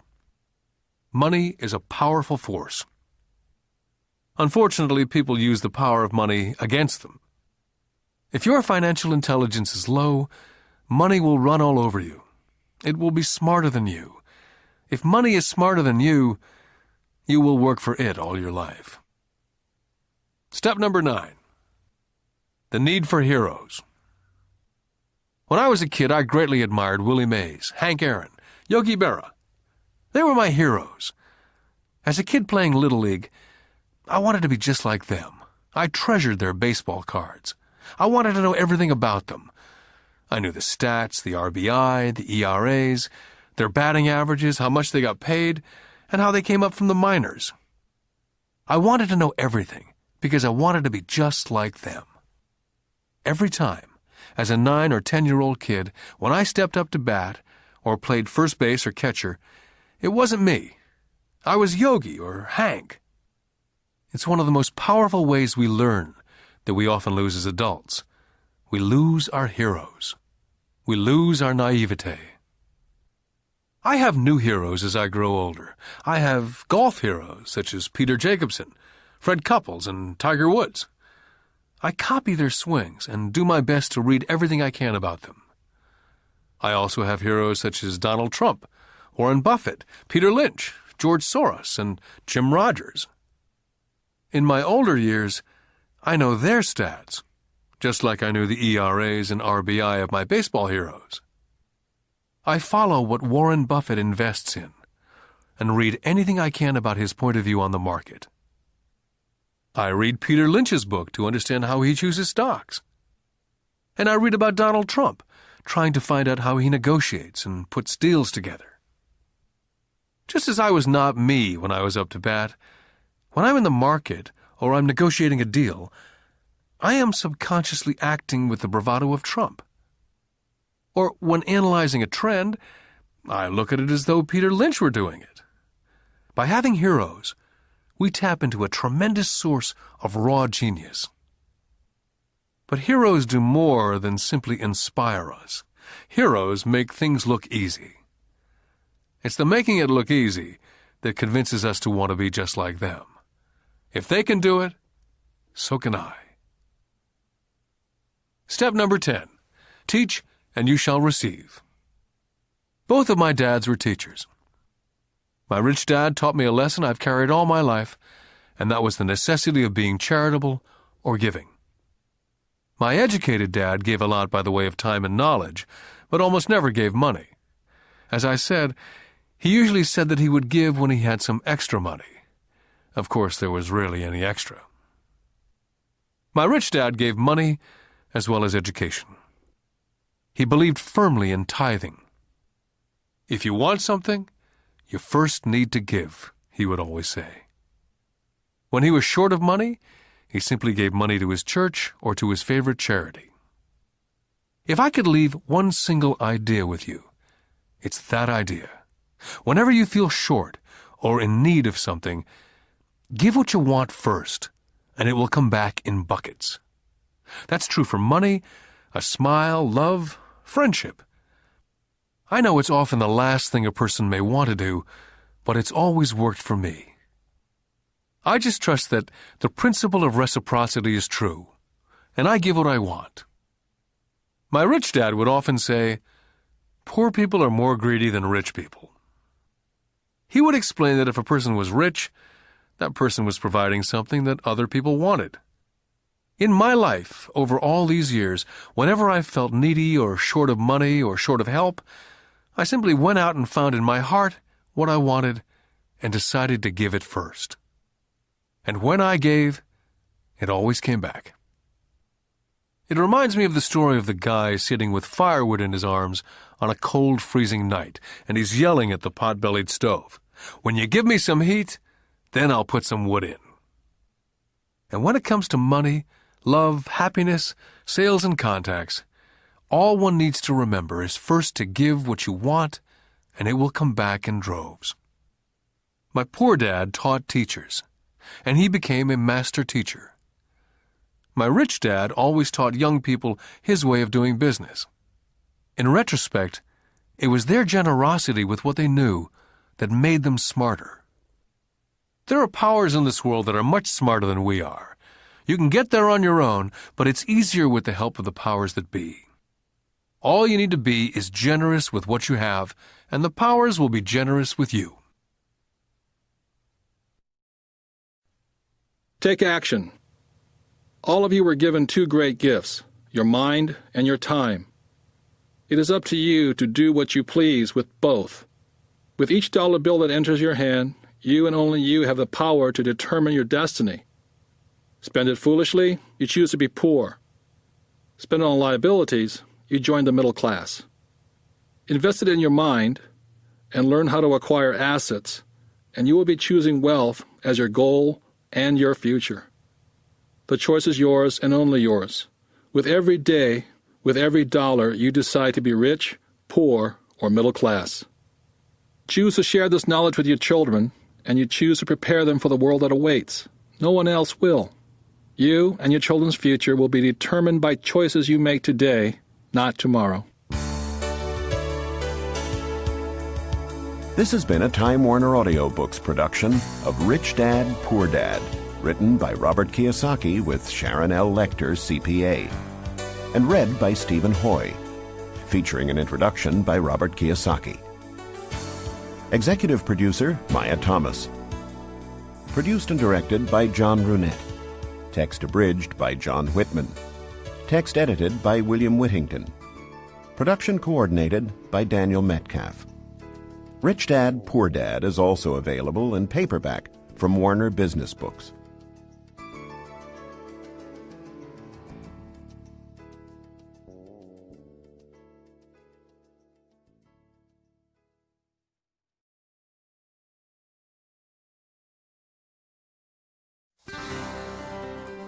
Here's a sample from audio bestseller Rich Dad's Cash Flow Quadrant, a guide to financial freedom, written by Robert T. Kiyosaki with Sharon L. Lecter, CPA. When people ask why Kim and I were homeless back in 1985, I tell them it was because of what my rich dad taught me about money. For me, money is important, yet I did not want to spend my life working for it. That is why I did not want a job. If we were going to be responsible citizens, Kim and I wanted to have our money work for us rather than spend our lives physically working for money. That is why the cash flow quadrant is so important. It distinguishes between the different ways in which money is generated. There are ways of being responsible and creating money other than physically working for it. But in order to embrace wealth, it is essential to understand your relation to it. My highly educated dad had a strong belief that the love of money was evil, that to profit excessively meant you were greedy. He often said, "I'll never be rich," or "investing is risky," or "money isn't everything." My rich dad had a different point of view. He thought it foolish to spend your life working for money and pretend that money was not important. Rich Dad believed that life was more important than money, but money was important for supporting life. He often said, "You only have so many hours a day, and you can only work so hard. So why work hard for money? Learn to have money, and people work hard for you, and you can be free to do the things that are important." To my rich dad, what was important was to have lots of time to raise his kids, to have money to donate to charities and projects he supported, to bring jobs and financial stability to the community, to have time and money to take care of his health, and to be able to travel the world with his family. "Those things take money," said Rich Dad. "That is why money is important to me. Money is important, but I don't want to spend my life working for it." It was my rich dad who often referred to the cash flow quadrant when I was a young boy. He would explain to me the difference between someone who was successful on the left side versus the right side. Having two dynamic and successful father figures around me gave meaning to what each was saying. But it was what they were doing that allowed me to begin to notice the differences between the ES side of the quadrant and the BI side. One painful lesson I experienced as a young boy was simply how much time one dad had available to spend with me versus the other. As the success and prominence of both dads grew, it was obvious that one dad had less and less time to spend with his wife and 4 children. My real dad was always on the road, at meetings, or dashing off to the airport for more meetings. The more successful he got, the fewer dinners we had together as a family. Weekends he spent at home in his crowded little office buried under paperwork. My rich dad, on the other hand, had more and more free time as his success grew. One of the reasons I learned so much about money, finance, business, and life was simply because my rich dad had more and more free time for his children and me. Rich Dad's Cash Flow Quadrant is also available in paperback from Warner Business Books. Here's a sample from audio bestseller Rich Dad's Guide to Investing: What the Rich Invest in That the Poor and Middle Class Do Not. Written by Robert T. Kiyosaki with Sharon L. Lecter, CPA. Investor lesson number 1: the choice. When it comes to money and investing, people have 3 fundamental reasons or choices for investing, Rich Dad said. They are to be secure, to be comfortable, or to be rich. Rich Dad went on to say, all 3 choices are important. The difference in one's life occurs when the choices are prioritized. He explained that most people make their money and investment choices in that exact order. In other words, their first choice when it comes to money decisions is security. Second is comfort, and third is to be rich. That is why most people make job security their highest priority. After they have a secure job or profession, then they focus on comfort. The last choice for most people is to be rich. Rich Dad said, most people dream of becoming rich, but it is not their first choice. He went on to say, only 3 out of 100 people in America are rich because of this priority of choices. For most people, if becoming rich disturbs their comfort or makes them feel insecure, they will forsake becoming rich. That is why so many people want that one hot investment tip. People who make security and comfort their first and second choices look for ways to get rich quick that are easy, risk-free, and comfortable. A few people do get rich on one lucky investment, but all too often they lose it all again. I often hear people say, I'd rather be happy than rich. That comment has always sounded very strange to me, since I have been both rich and poor, and in both financial positions I have been both happy and unhappy. I wonder why people think they have to choose between happiness and being rich. When I reflect upon this lesson, it occurs to me that what people are really saying is that I'd rather feel secure and comfortable than be rich. That is because if they felt insecure or uncomfortable, they were not happy. For me, I was willing to feel insecure and uncomfortable in order to be rich. I have been rich and poor as well as happy and unhappy. But I assure you that when I was poor and unhappy, I was much unhappier than when I was rich and unhappy. I have also never understood the statement, money does not make you happy. While there is some truth in it, I have always noticed that when I have money, I feel pretty good. The other day I found a $10 bill in my jeans pocket. Even though it was only $10, it felt great finding it.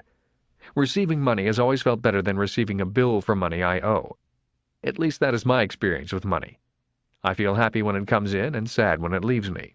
That day, I put my priorities in this order. First, to be rich, then to be comfortable, and finally, to be secure. Rich Dad's Guide to Investing is also available in paperback from Warner Business Books.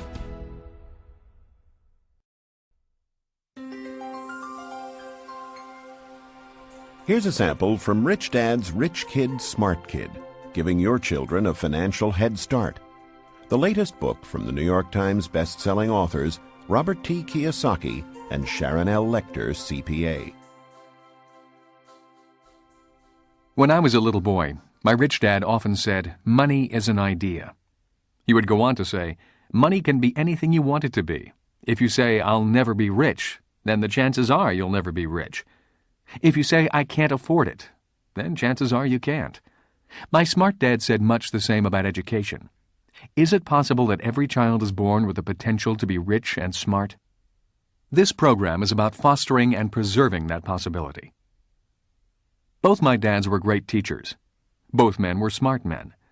But they were not smart in the same subjects, and they did not teach the same things. Yet as different as they were, both dads believed the same things about all kids. Both dads believed all kids are born smart and all kids are born rich. They both believed a child learns to be poor and learns to believe that he or she is less smart than other kids. Both dads were great teachers because they believed in bringing out the genius that each child is born with. In other words, they did not believe in putting knowledge in. They believed in bringing the child's genius out. Both my dads were great teachers because they rarely tried to cram their ideas into my head. They often said very little, waiting instead for me to ask when I wanted to know something. Or they asked me questions, seeking to find out what I knew, rather than simply telling me what they knew. And not to forget the moms. My mom was a great teacher and role model also. She was my teacher for unconditional love, kindness, and the importance of caring for other people. I once heard that boys marry women just like their moms, and I would say that is true for me. My wife Kim is also an extremely kind and loving person. I did not know my best friend Mike's mom very well. Yet the times I was over at their home, Mike's mother was also very kind and attentive to what we were doing. Although a very private person, she was always interested in what Mike and I were learning at school and in the business. I could tell she was a great life partner for Mike's dad. Although I did not know her very well, I learned from her the importance of listening to others, letting others talk, and being respectful of the ideas of others, even if they clash with your ideas. She was a great communicator in a very quiet way. Lessons from my mom and dad. The number of single-parent families I see today concerns me. Having both a mom and a dad as teachers was important in my development. My dad would often say, "True intelligence is knowing what is appropriate rather than what is simply right or wrong." As a 6-year-old boy, I learned from my mom that I needed to be kind and gentle. But when I found myself constantly confronted by bullies at school, I also learned that I could at times be too kind and gentle. I hated being called fatty and Dumbo. Consequently, after talking with my dad, I learned to be strong and to stand up for myself. But there had to be balance. My father told me that many people live in a black and white world or a right and wrong world. Many say, don't push back, and some say, push back. The key to being successful in life is, if you must push back, you need to know exactly how hard to push. When I got pushed or put down, I learned exactly how hard to push back. Knowing exactly how hard to push requires much more intelligence than simply saying, don't push back, or push back. My dad would often say, true intelligence is knowing what is appropriate rather than what is right or wrong. I think today we need to be more intelligent with our strengths and our weaknesses. It used to be when I was a kid and I got angry with another guy at school. We would begin to wrestle, get tired, and then the fight would be over. The worst that happened was an occasional torn shirt or bloody nose. Today, kids get angry, start thinking in the less intelligent right and wrong mode, break out their guns and shoot each other. We may be in the information age, and kids may be more worldly than their parents, but we can all learn to be more intelligent with our information and our emotions. We need to learn from both our mothers and fathers. Because of so much more information, we need to be that much more intelligent.